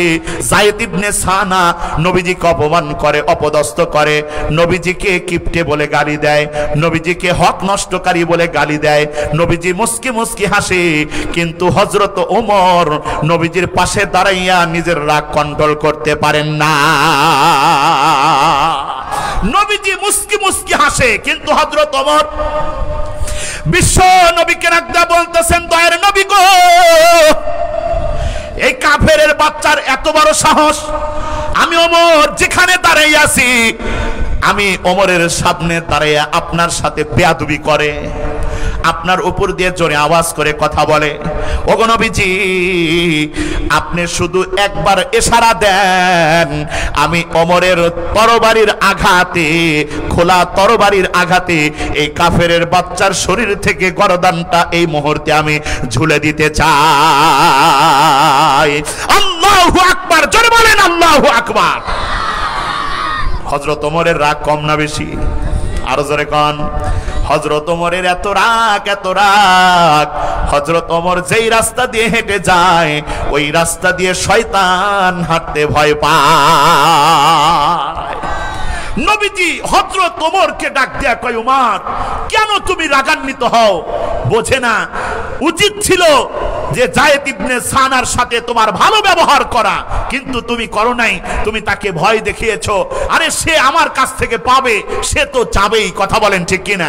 নবীজি হযরত ওমর, উনি যা পাবে ওইটা তো দিয়ে দাও, সাথে আরো কিছু বৃদ্ধি করে দাও, যাতে করে তুমি তাকে ভয় দেখিয়েছো, এই ভয়ের সাদাকা যেন আদায় হয়ে যায়। যারা বলেন আল্লাহু আকবার। মানে যা পাবে ওর থেকে দ্বিগুণ করে কিছু দিয়ে দাও। সম্মানিত হাজিরিন, যায়েদ ইবনে সানা এবার হযরত ওমরকে ডাক দিয়ে কি কয় শোনেন। যায়েদ ইবনে সানা হযরত ওমরকে ডাক দিয়ে বলতেছে, ওমর রাগান্বিত হয়ো না ভাই, আমি তাওরাত কিতাবের ভিতরে আখিরি জামানার পয়গম্বর মুহাম্মদ রাসূলুল্লাহ সাল্লাল্লাহু আলাইহি ওয়াসাল্লামের অনেক বর্ণনা আমি নিজে পড়েছি। আমি তাওরাত কিতাবের ভিতরে পড়েছি মুহাম্মাদের চরিত্র কেমন হবে। আমি তাওরাত কিতাবের ভিতরে পড়েছি মুহাম্মাদের শারীরিক গঠন কেমন হবে। আমি তাওরাত কিতাবের ভিতরে পড়েছি মুহাম্মাদের ধৈর্য কেমন হবে। ওগো ওমর, আমি তাওরাত কিতাবের ভিতরে পড়েছি মুহাম্মাদের সৌন্দর্য কেমন হবে। মুসলমান, এই যায়েদ ইবনে সানা হযরত ওমরকে ডাক দেয়া কয়, ওমর আমি তাওরাত কিতাবের ভিতরে পড়েছি মুহাম্মাদের সৌন্দর্য কেমন হবে। আমি মুহাম্মাদের চেহারার দিকে তাকাইছি, আর তাওরাতের বর্ণনার কথা আমি মনে করেছি। আমি যায়েদ ইবনে সানার মনে হয় তাওরাত কিতাবের ভিতরে মুহাম্মাদের সৌন্দর্যের বর্ণনা যেমন দেওয়া আছে, তার চাইতে কোটি কোটি গুণ সুন্দর মুহাম্মাদের চেহারা। আল্লাহু আকবার, জোরে বলেন আল্লাহু আকবার। যায়েদ ইবনে সানা হযরত ওমরকে ডাক দিয়ে বলতেছে, ওমর সবগুলো আমি তাওরাত কিতাবের সাথে মিলাইছি, আমি নবীজির চেহারা মিলাইছি, মিলে গেছে, নবীজির চরিত্র মিলাইছি, নবীজির চরিত্রটাও তাওরাত কিতাবের সাথে মিলে গেছে। ওগো ওমর, একটা শুধু বাকি ছিল, যে নবীজিকে যখন রাগান্বিত করা হবে নবীজি রাগ করে কিনা, নবীজি কতটুকু ধৈর্য ধারণ করতে পারে। নবীজি যদি ধৈর্য ধারণ করতে পারে তাহলে পরীক্ষায় নবীজি পাস হয়ে যাবে। যায়েদ ইবনে সানা হযরত ওমরকে ডাক দেয়া কয়, ওমর আমার নবী আমার মুহাম্মদ পরীক্ষায় পাস হয়ে গেছে, ধৈর্যটা পরীক্ষা করা বাকি ছিল, আমি মুহাম্মদকে এমন ভাবে রাগাইছি, তারপরেও মুহাম্মদুর রাসূলুল্লাহ রাগ করে নাই। আর বোঝার বাকি নাই, ডাক দেয়া কয়, দয়ার নবী গো, আর দেরি নাই, মেহেরবানি করে আপনি আমাকে কালেমা পড়াইয়া মুসলমান বানাইয়া দেন। যায়েদ ইবনে সানা হযরত ওমরকে ডাক দিয়া কয়, ওমর, আমি তো তাওরাত কিতাবের ভিতরে মুহাম্মদ রাসূলুল্লাহ সাল্লাল্লাহু আলাইহি ওয়াসাল্লামের বর্ণনা অনেক পড়েছি, সৌন্দর্যের বর্ণনা পড়েছি, চরিত্রের বর্ণনা পড়েছি, মিলাইছি, সব 100 হয়ে গেছে। জোরে বলেন আল্লাহু আকবার। সম্মানিত হাজিরিন, ওই যে আব্দুল্লাহ বিন সালাম, মদিনার সবচাইতে বড় ইহুদি পণ্ডিত, এই আব্দুল্লাহ বিন সালাম নবীজির সামনে দাঁড়ায় গেছে, নবীজির চেহারা মুবারকের দিকে তাকায় আছে। ওই যে আব্দুল্লাহ বিন সালাম নবীজির চেহারার দিকে তাকাইছে, চোখ আর নিচের দিকে নামে না। আল্লাহু আকবার বলেন। এ মুসলমান, আব্দুল্লাহ বিন সালামের চোখটা কেমনে নামবে? আব্দুল্লাহ বিন সালাম এত সুন্দর মানুষের চেহারা দেখতেছে, এত সুন্দর মানুষের চেহারা দেখতেছে। আব্দুল্লাহ বিন সালামের দুইটা চোখ এত সুন্দর মানুষ ইতিপূর্বে কখনো দেখে না। আব্দুল্লাহ বিন সালাম মনে মনে কয়, এত সুন্দর মানুষ কখনো মিথ্যাবাদী হইতে পারে না, নিঃসন্দেহে ইনি আখিরি জামানার পয়গম্বর মুহাম্মদ রাসূলুল্লাহ সাল্লাল্লাহু আলাইহি ওয়াসাল্লাম। সম্মানিত হাজিরিন, নবীজির আদর্শ ভিতরে বাস্তবায়ন করেন, নবীজির সুন্নাত ভিতরে বাস্তবায়ন করেন। নবীজি কখনো কারোর সাথে উঁচু আওয়াজে কথা বলে নাই, খারাপ ব্যবহার করে নাই।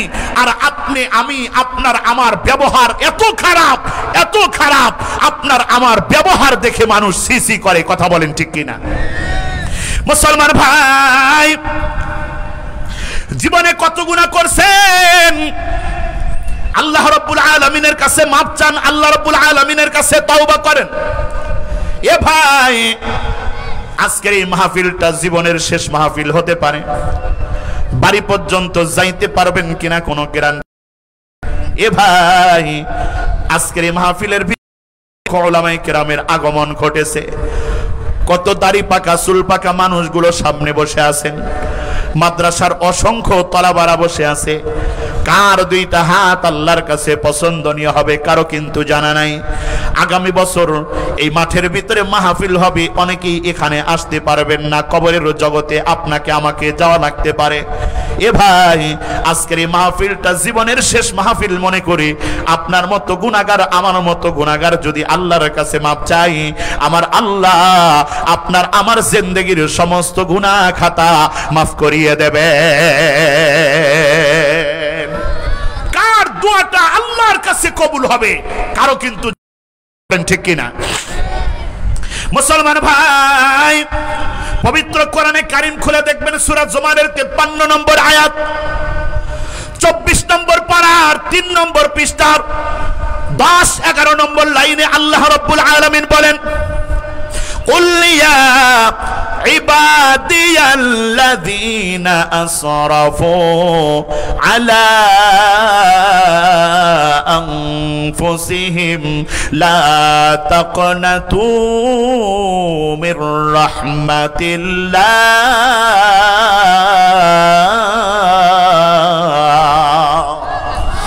আল্লাহ রাব্বুল আলামিন বলেন, এ বান্দা, কত গুনাহ করছো, আমি আল্লাহর কাছে মাপ চাও, আমি আল্লাহর কাছে তাওবা করো। আমি আল্লাহ কথা দিলাম, এই আয়াতের মাধ্যমে তোমাকে একটা সিউরিটি দিয়ে দিলাম, আমি তোমার জন্য সুসংবাদ পাঠিয়ে দিলাম। তুমি যত বড় গুনাহগার হও না কেন, আমি আল্লাহর কাছে যদি মাপ চাও, আমি আল্লাহর কাছে যদি তওবা করো, লা তাকনাতু মির রাহমাতিল্লাহ, আমি আল্লাহর রহমত থেকে নিরাশ হয়ো না।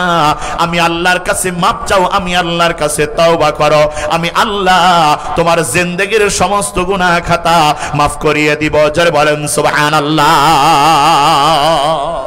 ওই মক্কা নগরীর একজন বৃদ্ধ লোক, বুড়া মানুষ, এই বুড়া মানুষ নবীজির সামনে চলে আসছে। নবীজির সামনে দাঁড়াইয়া বিশ্ব নবীকে রাখতে বলতেছেন, ওগো দয়ার নবীজি,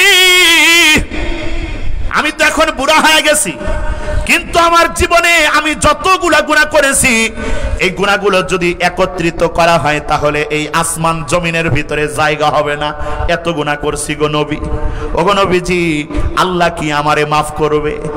নবীজি এইবার ওই সাহাবীকে ডাক দেয়া কয়, সাহাবীরে, ওই বৃদ্ধ লোকটারে ডাক দেয়া কয়, আল্লাহর বান্দা শোনো, তুমি যে গুনাহের কাজ করছো এই গুনার ভিতরে তুমি কি কখনো আল্লাহর সাথে কাউরে শরীক করছো, মানে শিরক করছো নাকি?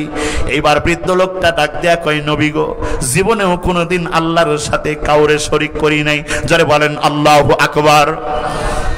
তখন বিশ্ব নবী ওই বৃদ্ধ লোকটারে ডাক দেয়া বলতেছে, তাহলে শোনো।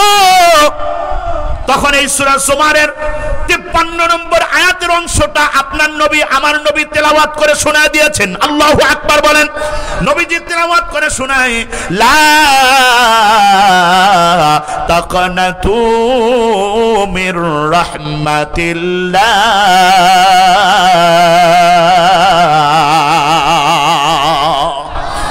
নবীজি ডাক দিয়া কয়, আল্লাহর রহমত থেকে নিরাশ হইও না, আল্লাহর কাছে মাপ চাও, আল্লাহর কাছে তওবা করো।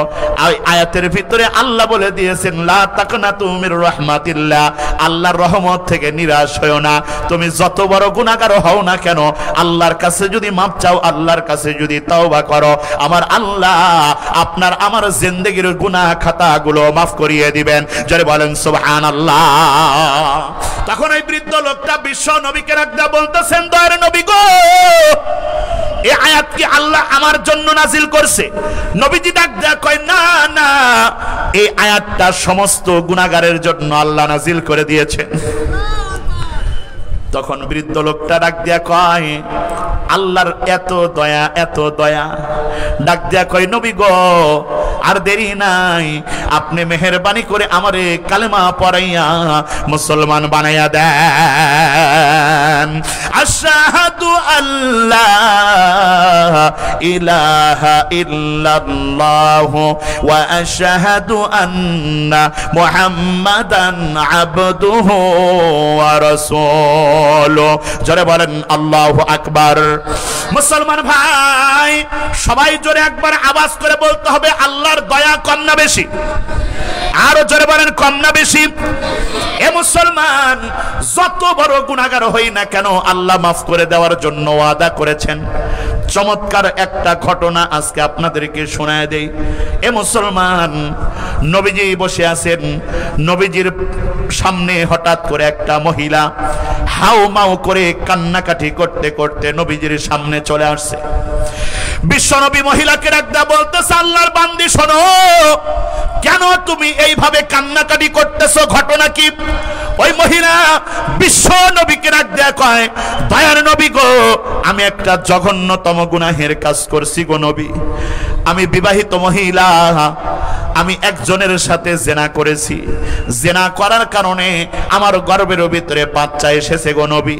ও গো নবীজি, এই গুনাহ করার পরে আমি তো পাগলের মতো হয়ে গেছি। আপনি মেহেরবানি করে আমাকে শাস্তি দিয়ে দেন, যে শাস্তি আপনি আমাকে দিবেন আমি মাথা পেতে নেব। মুসলমান, বিশ্বনবী মহিলাকে ডাক দিয়া কয়, শোনো, তোমাকে আমি ইচ্ছা করলেই শাস্তি দিতে পারি না, কারণ তুমি জেনা করেছো। আর বিবাহিত মহিলা যদি জেনা করে, বিবাহিত পুরুষ যদি জেনা করে, তাহলে তাদের শাস্তি একটাই, মৃত্যুদণ্ড দেওয়া লাগবে। কথা বলেন ঠিক কিনা? মৃত্যুদণ্ড দিতে হবে তোমাকে। আমি ইচ্ছা করলেই তো তোমাকে মৃত্যুদণ্ড দিতে পারি না। কথা বলেন ঠিক কিনা? মুসলমান ভাই, আমাদের দেশের ভিতরে জেনা আছে না নাই? আরো জোরে কোন। মুসলমান, জেনা আছে কিন্তু জেনাহের শাস্তি নাই। কথা বলেন ঠিক কিনা? জেনাহের শাস্তি কি? আল্লাহ রাব্বুল আলামিন পবিত্র কোরআনে কারীমের ভিতরে বলে দিয়েছেন। আল্লাহ বলেন, আয-যানিয়াতু ওয়াজ-যানি ফাজলিদু কুল্লা ওয়াহিদিম মিনহুমা মিআতা জালদা। জোরে বলেন আল্লাহু আকবার। মুসলমান, যদি অবিবাহিত নারী পুরুষ যদি জিনার কাজে লিপ্ত হয়, যদি এরা ব্যভিচার করে, তাহলে এদের শাস্তি হচ্ছে এদেরকে 100টা করে দোররা মারা লাগবে, 100টা বেত্রাঘাত করা লাগবে, তারপরে এলাকার ভিতরে থেকে তাদেরকে দেশান্তর করে দিতে হবে, বাহির করে দিতে হবে। আর যদি যারা জিনা করবে এরা যদি বিবাহিত হয়, এদের স্বামী আছে, এদের স্ত্রী আছে, তারপরেও যদি জিনায় লিপ্ত হয়, তারপরেও যদি ব্যভিচারে লিপ্ত হয়, তাহলে কান খুলে শুনে নেন, এদের ইসলামিক আইন হচ্ছে, কোরআনের আইন হচ্ছে, বুক পর্যন্ত মাটির ভিতরে পুঁতে রাখা লাগবে, তারপরে পাথর হবে, যতক্ষণ পর্যন্ত হবে ততক্ষণ পর্যন্ত পাথর নিক্ষেপ করা বাদ দেওয়া যাবে না। কথা বলেন ঠিক কিনা? এই শাস্তি আমাদের দেশের ভিতরে আছে। আরো জোরে কোন, আজকে আমাদের দেশের ভিতরে যদি জিনাহের শাস্তি মৃত্যুদণ্ড দেওয়া হইতো, তাহলে আমাদের দেশের ভিতরে কোন নর নারী, কোন যুবক যুবতীরা জিনা করার সাহস পাইতো না। কথা বলেন ঠিক কিনা? আমার যুবক ভাইদেরকে বলতে চাই রে যুবক, সাবধান সাবধান। আমাদের দেশের ভিতরে জিনাহের কোনো শাস্তি নাই বিধায়, ব্যভিচারের কোনো শাস্তি নাই বিধায় আমাদের দেশের ভিতরে জিনাহের একটা দিবসই পালন করা হয়। কথা বলেন ঠিক কি না? জিনাহের দিবসই পালন করা হয়। সেই দিবসের নাম কি বলেন তো দেখি, সবাই বলেন। 14ই ফেব্রুয়ারি। দেখেন, জিনাহের দিবস বললেই আপনি আমি বুঝি যে জিনাহের দিবস হচ্ছে 14ই ফেব্রুয়ারি। আমাদের দেশের ভিতরে কার্তিক মাসে যেমন কিছু কুকুর পাগল হয়ে যায়, আমাদের দেশের ভিতরে 14ই ফেব্রুয়ারি আসলে কিছু যুবক যুবতী কুকুরের মতো জিনা করার জন্য পাগল হয়ে যায়। কথা বলেন ঠিক কিনা? আজকে যদি জিনাহের শাস্তি আমাদের দেশের ভিতরে থাকতো, তাহলে আমাদের দেশের যুবক যুবতীরা জিনা করার সাহস পাইতো না। কথা বলেন ঠিক কিনা? মুসলমান ভাই, বিশ্বনবী মহিলাকে রাখতে বলতেছে, শোনো, আমি ইচ্ছা করলেই তো তোমাকে শাস্তি দিতে পারবো না, কারণ তুমি জিনা করেছো। জিনা করার কারণে তোমার গর্ভের ভিতরে বাচ্চা এসেছে। আমি যদি তোমাকে এখন মৃত্যুদণ্ড দিয়ে দিই, তোমাকে যদি শাস্তি দিয়ে দেই, তাহলে কান খুলে শুনে নাও, তাহলে তোমার গর্ভের বাচ্চাটা তোমার সাথে সাথে মারা যাবে। অথচ তুমি তো গুনাহগার, কিন্তু তোমার পেটের বাচ্চা তো কোনো গুনাহ করে নাই। ও মা, চলে যাও চলে যাও, যতক্ষণ পর্যন্ত তোমার সন্তানটা তোমার শরীর থেকে বিচ্ছিন্ন না হবে, যতক্ষণ পর্যন্ত তোমার সন্তানটা দুনিয়াতে ভূমিষ্ঠ না হবে, ততক্ষণ পর্যন্ত আমি নবী তোমাকে মৃত্যুদণ্ড দিতে পারবো না। কেমন রহমতের নবী! নবীজি ডাক দিয়া কয়, তোমাকে মারলে তো তোমার সন্তানটাও মারা যাবে, তুমি গুনাহগার, কিন্তু তোমার সন্তান তো কোনো গুনাহ করে নাই। কথা বলেন ঠিক কিনা? দেশের ভিতরে পেটের বাচ্চা নষ্ট করা এটাই স্টাইল হয়ে গেছে। কথা বলেন ঠিক কিনা? একটা মহিলার একটা ছেলে একটা মেয়ে, এই পরিবার আর এখন বাচ্চা নিতে চায় না। সম্মানিত হাজিরিন, যখন হঠাৎ করে বাচ্চা একটা গর্ভের ভিতরে কনসেপ্ট হয়ে যায়, আটকিয়ে যায়, তখন এই স্বামী স্ত্রী দুইজন মিলে এরা রাজশাহী মেডিকেলে যায়, এরা দুইজন মিলে হসপিটালে যায়, ক্লিনিকে যায়, বাচ্চাটারে অ্যাবর্শন করে নষ্ট করে ভালাই। কথা বলেন ঠিক কিনা? পর্দার আড়ালে মা বোনদেরকে বলতে চাই, মা গো, তুমি যদি তোমার সন্তানটাকে অ্যাবর্শন করে নষ্ট করো, তোমার সন্তানটাকে যদি তুমি গর্ভের ভিতরে হত্যা করো, তাহলে কান খুলে শুনে নাও, হাসরের ময়দানে আল্লাহর কাছে জবাবদিহি করা লাগবে। জোরে আওয়াজ করে বলতে হবে ঠিক কিনা? সম্মানিত হাজিরিন, দেখেন, একটা সন্তান, একটা ছেলে একটা মেয়ে হওয়ার পরে পরিবার আর বাচ্চা নিতে চায় না। অথচ এই সন্তানটা, এই ছেলেটাকে যখন বিবাহ করানো হয়, এই ছেলে নতুন বউ নিয়ে এসে ঘরের ভিতরে ঢুকে 1 মাস 2 মাস 6 মাস 1 বছর না যাইতেই নিজের বাবা মাকে লাথি মেরে ঘর থেকে বাহির করে দেয়। কথা বলেন ঠিক কিনা? সম্মানিত হাজিরিন, এই যেখানে কত মানুষ বসে আছেন, কেউ 5 ভাই বোন, কেউ 7 ভাই বোন, কেউ 10 ভাই বোন, এখানে আছেন না নাই? আরো জোরে বলেন, আছেন না নাই? কেউ কি না খেয়ে মরছে? কেউ না খেয়ে মরে নাই। আরে এক সন্তান হলে পিতামাতাকে লাথি দিয়ে বাহির করে দিলে ওই মা বাবার আর যাওয়ার কোনো জায়গা নেই। অথচ কান খুলে শুনে নেন, যে মায়ের যে বাবার 5টা সন্তান 5টা ছেলে, এক সন্তান বাড়ির থেকে লাথি দিয়ে বাহির করে দিবে, আর এক সন্তান ওই বাবা মাকে বুকে নেওয়ার জন্য পাগল হয়ে থাকবে। কথা বলেন ঠিক কিনা? সম্মানিত হাজিরিন, বলেন আল্লাহু আকবার। আরো জোরে আওয়াজ করে বলেন আল্লাহু আকবার। মুসলমান ভাই, পর্দার আড়ালে মা বোনদেরকে বলতে চাই, মা গো, পেটের ভিতরে বাচ্চা আসলে, সন্তান আসলে বাচ্চাটারে হত্যা করা যাবে? আরো জোরে বলেন যাবে? এ ভাই, অনেকেই তো বাচ্চা চেয়েও পায় না। কথা বলেন ঠিক কি না? 5 বছর 10 বছর হলো বিয়ে হয়েছে, বাচ্চা হয় না। এ মুসলমান, বাচ্চা হয় না, যাদের বাচ্চা হয় না এরা কি পরিমাণ কষ্টে থাকে। আমাদের সমাজের ভিতরে এমন অনেক মা বোনেরা আছে, সন্তান হয় না দেখে বিশাল বড় একটা খাসি কিনে শাহ মাখদুম রহমাতুল্লাহি আলাইহির মাজারে যায়। কথা কয় না? কেউ আবার মহাস্থান মাজারে যায় বাচ্চা নেওয়ার জন্য। আপনারা সবাই আওয়াজ করে বলবেন, সন্তান দেওয়ার মালিক কে? আরো জোরে আওয়াজ করে বলেন কে? সন্তান দেওয়ার মালিক আল্লাহ। কোন মাজারে গিয়ে যদি কোন মুসলমানের সন্তান, ইমানদার ব্যক্তি যদি মাজারের কাছে সন্তান চায়, কান খুলে শুনে নেন, মাজারে মান্নত করার সাথে সাথে ইমানদার ব্যক্তির ইমান নষ্ট হয়ে যায়। কথা বলেন ঠিক কিনা?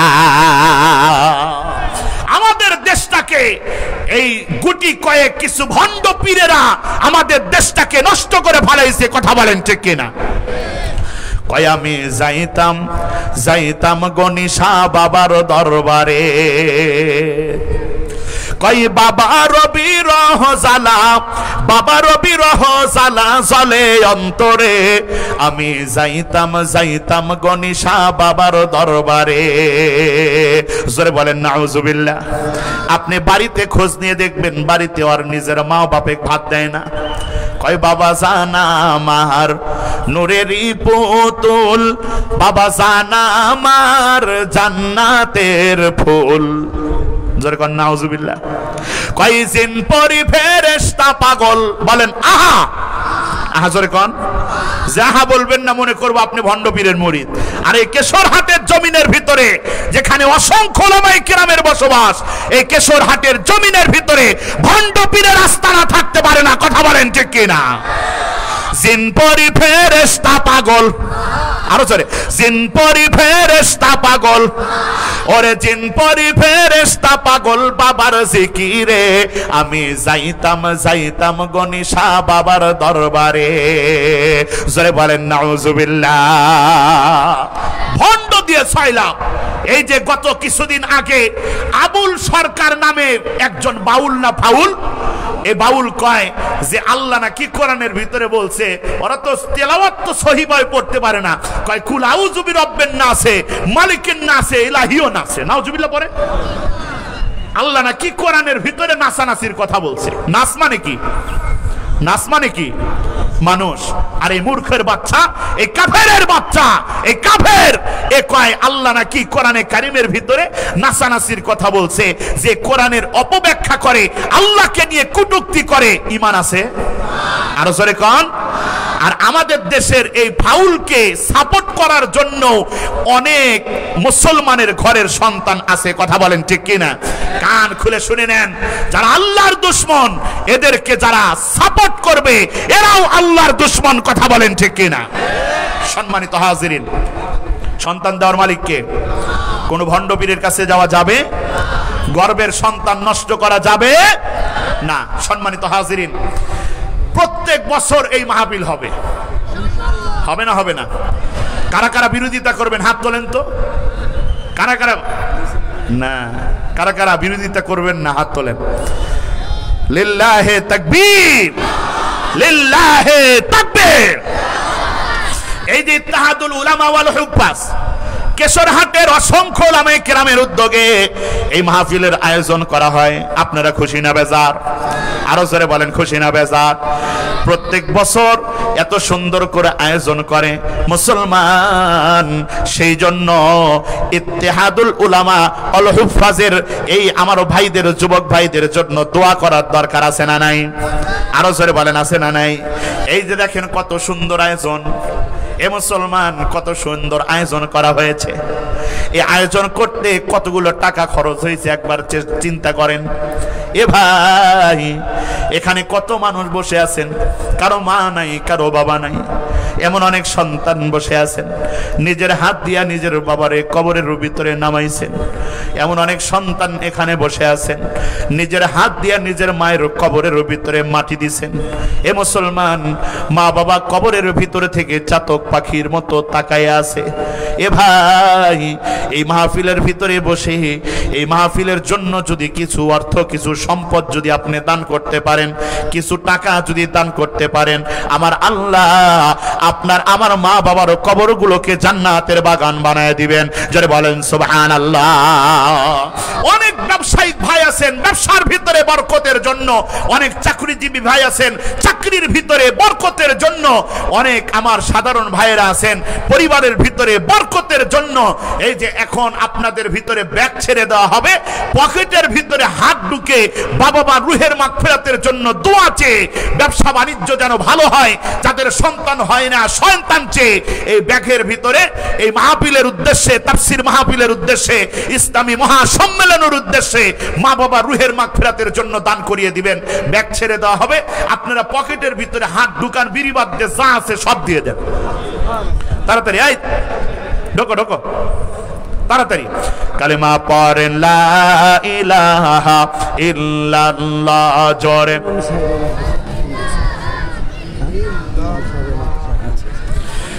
লা ইলাহা ইল্লাল্লাহ, লা ইলাহা, আল্লাহ নামের সুর সদা হৃদয় মাঝে বাজে, তাই তো আমি ডাকি সে নাম, তাই তো আমি ডাকি সে নাম, সকাল দুপুর সাজে আল্লাহ নামের সুর সদা হৃদয় মাঝে বাজে। সে নাম মুখে যতই বলি ততই মধুর লাগে, এ নামেতে এতই মধু না জানি তামাগে। রহমত আসে বরকত আসে, রহমত আসে বরকত আসে, করলে স্মরণ কাজে আল্লাহ নামের সুর সদা হৃদয় মাঝে বাজে। লা ইলাহা ইল্লাল্লাহ জোরে। লা ইলাহা ইল্লাল্লাহ মুহাম্মাদুর রাসূলুল্লাহ সাল্লাল্লাহু আলাইহি ওয়াসাল্লাম। পর্দার আড়ালে মা বোনদেরকে বলতে চাই, মা গো, ওখানে কি ব্যাগ পাঠিয়ে দিছে? মা বোনদের ভিতরে ব্যাগ ছেড়ে দেওয়া হয়েছে, আপনারা যাই যা পারেন এই মাহফিলের জন্য, তাফসীর মাহফিলের জন্য দান করিয়ে দেন। আমার আল্লাহ আপনাদেরকে হাসরের ময়দানে আম্মা জান খাদিজাতুল কুবরা রাদিয়াল্লাহু তাআলা আনহার সাথে জান্নাতের ভিতরে আল্লাহ ঢুকায় দিবেন। জোরে বলেন সুবহানাল্লাহ। মুসলমান, টেনশন করার কোনো কারণ নাই।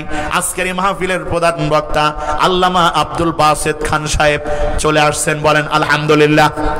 আরো জোরে বলেন আলহামদুলিল্লাহ। মুসলমান, আপনাদেরকে প্রাণ খুলে দিল খুলে চমৎকার আলোচনা শোনাবেন। মুসলমান ভাই, বলতেছিলাম সবাই একবার হাত তোলেন, এরকম টান টান করে হাত তোলেন। কালেকশন করতে গিয়ে মন মানসিকতা অন্যদিকে চলে গেছে, মন মানসিকতা। সবাই বলেন আল্লাহু আকবার। আরো জোরে বলেন আল্লাহু আকবার। লিল্লাহি তাকবীর। কোন দিকে নজর নাই। Look at me. বিশ্বনবী মহিলাকে রাখ দেয়া বলতেছে, মা গো শোনো, এখান থেকে চলে যাও, আমি ইচ্ছা করলেই তোমাকে শাস্তি দিতে পারবো না। তোমার সন্তান যখন তোমার শরীরের থেকে আলাদা হবে, যখন দুনিয়াতে ভূমিষ্ঠ হবে, তখন আসবা, আমি নবী কথা দিলাম তোমাকে শাস্তি দিয়ে দিব। এইবার মহিলা মনটা খারাপ করে কান্নাকাটি করতে করতে নবীজির সামনের থেকে বিদায় নিয়ে চলে গেছে। হ্যাঁ, ব্যাগ আসছে আলহামদুলিল্লাহ। এই ব্যাগ সব আসছে নাকি? আবার কেউ নিয়ে যায়নি তো আবার? হ্যাঁ, বলেন আল্লাহু আকবার। বসো ভাই, বসেন বসেন, কোনো দিকে নজর নাই। বাচ্চা হইতে কয় মাস সময় লাগে? 8 মাস 9 মাস, কথা বলেন ঠিক কিনা? মহিলা পেরেশান হয়ে গেছে, মহিলা হাউমাউ করে কান্নাকাটি করে, আর মনে মনে কয় হঠাৎ করে যদি আমার মৃত্যু হয়ে যায় তাহলে আমার মৃত্যু বরণ করতে দেরি হবে, আল্লাহর জাহান্নামের ভিতরে তো যাইতে দেরি হবে না। এ মুসলমান, মহিলা হাউমাউ করে কান্নাকাটি করে। এক পর্যায়ে ওই মহিলার গর্ভের ভিতরে থেকে বাচ্চাটা দুনিয়াতে ভূমিষ্ঠ হয়ে গেছে। ওই মহিলা এবার ওই ছোট্ট বাচ্চাটা কোলের ভিতরে নিয়ে সুন্দর করে কাপড় দিয়ে পেঁচাইছে, জানা দিয়ে পেঁচাইছে, পেঁচাইয়া এইবার ওই মহিলা ছোট্ট বাচ্চাটারে নিয়ে বিশ্বনবীর সামনে চলে গেছে। বিশ্বনবীর সামনে দাঁড়াইয়া বিশ্বনবীকে ডাকতে বলতেছেন, দয়ার নবী গো, এই যে দেখেন আমার সন্তানটা আমার শরীর থেকে আলাদা হয়ে গেছে, আমার সন্তানটা দুনিয়াতে ভূমিষ্ঠ হয়ে গেছে। ওগো দয়ার নবীজি, আপনি ইচ্ছা করলে এখন আমাকে শাস্তি দিতে পারেন। নবীজি ওই মহিলাকে ডাক দিয়া কয়, আল্লাহর বান্দি শোনো, আমি ইচ্ছা করলেই তোমাকে শাস্তি দিতে পারবো না। আল্লাহু আকবার, জোরে বলেন আল্লাহু আকবার। মহিলা বিশ্ব নবীকে ডাকতে বলতেছেন, দয়ার নবী গো, কেন আপনি আমাকে শাস্তি দিতে পারবেন না? আপনি তো বলেছেন সন্তান যদি শরীর থেকে আলাদা হয় তাহলে আপনি আমাকে শাস্তি দিবেন, কেন শাস্তি দিতে পারবেন না? নবীজি ডাক দিয়া কয়, ও মা, ওগো আল্লাহর বান্দি, কান খুলে শুনে নাও, সন্তানের প্রতি মায়ের হক আছে না নাই? আরো জোরে আওয়াজ করে বলেন, আছে না নাই? বিশ্বনবী মহিলাকে ডাক দেয়া বলতেছে, শোনো, সন্তানের প্রতি মায়ের হক হচ্ছে সন্তানটা দুনিয়াতে ভূমিষ্ঠ হওয়ার পর 2 বছর দুধ পান করানো লাগবে। কয় বছর? সবাই জোরে আওয়াজ করে বলেন, কয় বছর? এরকম 2টা আঙ্গুল উঠায় বলেন, কয় বছর? 2 বছর দুধ পান করানো লাগবে। হুকুম কার? ওয়াল ওয়ালিদাতু ইরদি'না আওলাদাহুন্না হাওলাইনি কামিলাইন।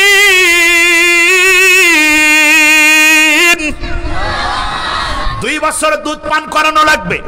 এ মুসলমান, পর্দার আড়ালে মা বোনদেরকে বলতে চাই, মা গো শোনো, তোমার সন্তানটা যখন দুনিয়াতে ভূমিষ্ঠ হবে, একজন মায়ের হক, সন্তানের প্রতি মায়ের হক হচ্ছে 2 বছর দুধ পান করানো লাগবে। তবে দুঃখের বিষয়, আমাদের সমাজের দিকে খেয়াল করলে দেখা যায় আমাদের সমাজের অনেক মা বোনেরা আছে নিজেদের শরীরটাকে ঠিক রাখার জন্য, নিজেদের শরীরের ফিটনেস ঠিক রাখার জন্য ছোট্ট বাচ্চাটারে স্তনের দুধ পান করাইতে চায় না। কথা বলেন ঠিক কিনা? নিজের সন্তানটাকে দুধ পান করাইতে চায় না। কেন পান করাইতে চায় না? নিজের শরীরের ফিটনেস নষ্ট হয়ে যাবে, সৌন্দর্য নষ্ট হয়ে যাবে বিদায় নিজের সন্তানকে দুধ পান করাইতে চায় না। এই সন্তানটা বড় হয়ে নিজের পিতামাতাকে লাথি দিয়ে বাড়ির থেকে বাহির করে দেয়। কথা বলেন ঠিক কিনা? পর্দার আড়ালে মা বোনদেরকে বলতে চাই, মা গো শোনো, তোমার সন্তানটাকে যদি তুমি 2 বছর দুধ না পান করাও তাহলে আল্লাহর কাঠগড়ায় তুমি ধরা খেয়ে যাইবা। এ মুসলমান, দেখবেন প্রত্যেকটা মহিলার স্তনের ভিতরে তখনই দুধ আসে যখন সন্তান তার গর্ভের ভিতরে চলে আসে। সন্তান গর্ভে না আসা পর্যন্ত কোন মহিলার স্তনের ভিতরে দুধ আল্লাহ দেয় না। কথা বলেন ঠিক কিনা? মানে সন্তানটা গর্ভের ভিতরে আসার সাথে সাথে আল্লাহ রাব্বুল আলামিন সন্তানের জন্য খাবার রিজার্ভ মায়ের বুকের স্তনের ভিতরে করে দেন। জোরে বলেন সুবহানাল্লাহ।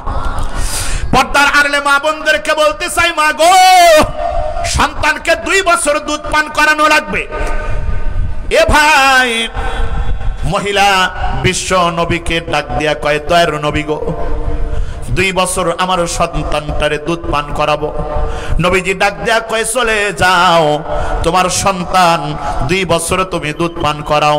এই দুধ পান করানোর পাশাপাশি যখন বাহিরের খাবার নিজে খাইতে শিখবে তখন আমার কাছে আসবা, আমি নবী কথা দিলাম তোমাকে মৃত্যুদণ্ড দিয়ে দেব। মহিলা মনটা খারাপ করে চলে গেছে, মনে মনে কয়, আমি কি 2 বছর বাঁচবো? এই 2 বছরের ভিতরে যদি আমি মারা যাই তাহলে আমার কি অবস্থা হবে? মহিলা গুনাহ করার পরে পাগলের মতো হয়ে গেছে। আর আমাদের সমাজের ভিতরে কিছু লোক আছে 24 ঘন্টা গুনাহ করার পরেও নিজেকে নিষ্পাপ জান্নাতি দাবি করে, আল্লাহর ওলি দাবি করে। কথা বলেন ঠিক কি না? নামাজ এক ওয়াক্ত পড়ে না, কয় নামাজ না পড়লাম ঈমান ঠিক আছে, আছে না নাই? কয় নামাজ পড়বো কোথায়, সিজদা দেওয়ার জায়গা নাই। কয় নামাজ না পড়লেও চলবে। আরে নবীজির হাদিস শুনে নেন, নবীজি বলেন, আউয়ালু মা ইউহাসাবু বিহিল আবদু ইয়াউমাল কিয়ামাতিস সালাহ। হাসরের ময়দানে বান্দার কাছ থেকে সর্বপ্রথম নামাজের হিসাব নেওয়া হবে। কাজী যারা বলবে নামাজ পড়া লাগবে না, নামাজ পড়বো কোথায়, সিজদা দেওয়ার জায়গা নাই, নামাজ না পড়লেও চলবে, কার খুলে শুনে নেন, এই এলাকার ভিতরে, রাজশাহীর বিভাগের ভিতরে এর চাইতে টাটকা শয়তান আর কেউ হইতে পারে না। কথা বলেন ঠিক কিনা? মহিলা হাউমাউ করে কান্নাকাটি করে, সন্তানটারে দুধ পান করায়। 2 বছর যখন পার হয়ে গেছে, ওই মহিলা আবার 2 বছর পর আপনার নবীর সামনে, আমার নবীর সামনে চলে আসছে।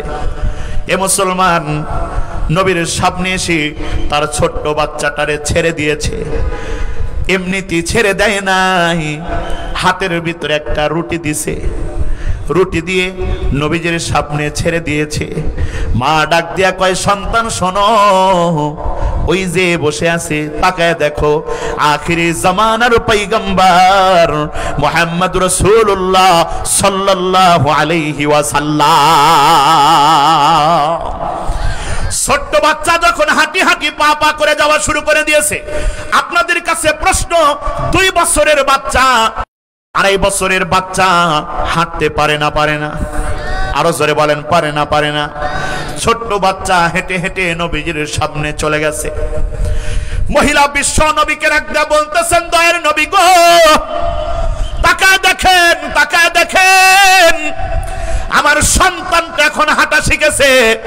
আমার সন্তানটারে আমি 2 বছর আমার স্তনের দুধ আমি পান করাইছি গো নবী। আমার সন্তান শুধু স্তনের দুধ পান করে নাই, আমার সন্তান এখন বাহিরের খাবারটা পর্যন্ত খাইতে পারে। বিশ্বাস যদি না হয় তাহলে আমার সন্তানের হাতের ভিতরে আপনি খেয়াল করে দেখতে পারবেন, খেয়াল করলেই দেখতে পারবেন আমার সন্তানের হাতের ভিতরে রুটির টুকরা এখনো রয়ে গেছে। ওগো নবীজি, আমার সন্তানটারে 2 বছর দুধ পান করাইছি, আমার সন্তানটা এখনো বাহিরের খাবারও খাইতে পারে। নবী গো, আর দেরি করবেন না, আপনি মেহেরবানি করে আমাকে জেনাহের শাস্তি, মৃত্যুদণ্ড দিয়ে দেন। নবীজি এবার সাহাবীদেরকে রাখতে বলতেছেন, সাহাবীর দল শোনো, তাড়াতাড়ি একটা গর্ত খনন করো। সাহাবীরা গর্ত খনন করা শুরু করে দিয়েছে। গর্ত খনন করা যখন শেষ হয়ে গেছে, নবীজি মহিলাকে ডাক দেয়, কয় গর্তের ভিতরে নামো। বুক পর্যন্ত ওই মহিলাকে গর্তের ভিতরে নামাইছে। নবীজি সাহাবীদেরকে ডাক দেয়, কয় সাহাবীর দল শোনো, এখন পাথর নিক্ষেপ করা শুরু করে দাও। যতক্ষণ পর্যন্ত আল্লাহর বান্দির মৃত্যু না হবে ততক্ষণ পর্যন্ত কিন্তু পাথর নিক্ষেপ করা বন্ধ করা যাবে না। আল্লাহু আকবার, জোরে বলেন আল্লাহু আকবার। মুসলমান ভাই, এমন শাস্তি আমাদের দেশের ভিতরে আছে। এই কেশরহাট এলাকার ভিতরে কোন ব্যভিচারী কোন ব্যভিচারী নারী পুরুষকে যদি এমন শাস্তি দেওয়া হইতো তাহলে এই কেশরহাটের জমিনের ভিতরে জেনা ব্যভিচারে লিপ্ত হওয়ার সাহস কেউ পাইতো না। কথা বলেন ঠিক কিনা? কিন্তু শাস্তি নাই, এদেরকে আরো মেডেল দেওয়া হয়। সম্মানিত হাজিরিন, এই দেশের ভিতরে যদি কোরআনের শাসন ব্যবস্থা কায়েম হয়, এই দেশের ভিতরে যদি ন্যায় বিচার প্রতিষ্ঠা হয়, তাহলে আমাদের এই দেশের ভিতর থেকে জিনাকারীদেরকে দৃষ্টান্তমূলক শাস্তি দেওয়া হবে। কথা বলেন ঠিক কিনা? সম্মানিত হাজিরিন, মহিলাকে গর্তের ভিতরে নামাইছে, সাহাবীরা পাথর নিক্ষেপ করা শুরু করে দিয়েছে। এক পর্যায়ে মহিলা মারা গেছে। একজন সাহাবী ওই মহিলার পাশে দাঁড়াইয়া বিশাল বড় একটা পাথর নিয়ে ওই মহিলার শরীরের ভিতরে সজোরে মেরে দিয়েছে। মারার পর যখন পাথরটা ওই মহিলার শরীরের ভিতরে মারছে, মারার সাথে সাথে ওই মহিলার শরীরের ভিতর থেকে রক্ত বাহির হয়ে ওই সাহাবীর জামার ভিতরে লেগে গেছে। মুসলমান ভাই, সাহাবী তো চিল্লাচিল্লি শুরু করে দিয়েছে, হাই রে হাই, কি হয়ে গেল? একটা পাপিষ্ঠা মহিলার শরীরের রক্ত আমার শরীরের ভিতরে লেগে গেল। সাহাবী চিল্লাচিল্লি শুরু করে দিয়েছে, কি হয়ে গেল? একটা পাপিষ্ঠা মহিলার শরীরের রক্ত আমার জামার ভিতরে পড়ে নিঃসন্দেহে আমার জামাটা নাপাক হয়ে গেছে। বিশ্বনবী সাহাবীদেরকে ডাক দেয়া কয়, সাহাবীর দল শোনো, জামা তোমার নাপাক হয় নাই, জামা তোমার নাপাক হয় নাই। এই মহিলা এত বড় একটা গুনাহের কাজ করেছে। গুনাহ করার পরে আল্লাহর কাছে এমন ভাবে তওবা করেছে, এমন ভাবে কান্নাকাটি করেছে, এই মহিলার তওবাটা আল্লাহর কাছে বড়ই পছন্দনীয় হয়ে গেছে। লিল্লাহে তাকবীর। শোনেন, মহিলার তওবা তো কবুল হয়ে গেছে। এখন যেটা শুনবেন, এটা শোনার পরে দুইটা হাত তুলে আল্লাহু আকবার বলা লাগবে। রাজি আছেন ইনশাআল্লাহ? এই রাজি আছেন? রাজি আছেন ইনশাআল্লাহ? কেশরহাটের মুসলমানেরা রাজি আছেন ইনশাআল্লাহ? বিশ্বনবী সাহাবীদেরকে ডাক দেয়া বলতেছেন, হে সাহাবীর দল শোনো, এই মহিলা তওবাটা আল্লাহ কবুল করেছেন, এমন ভাবে কবুল করেছেন, এই মহিলার তওবাটা আল্লাহর কাছে এত বেশি পছন্দনীয় হয়েছে, এত বেশি পছন্দনীয় হয়েছে। এই মহিলার তওবাটা যদি এই মদিনার 70 জন মানুষের ভিতরে বন্টন করে দেওয়া হয়, তাহলে মদিনার এই 70 জন মানুষের জান্নাতে যাওয়া সহজ হয়ে যাবে। লিল্লাহে তাকবীর।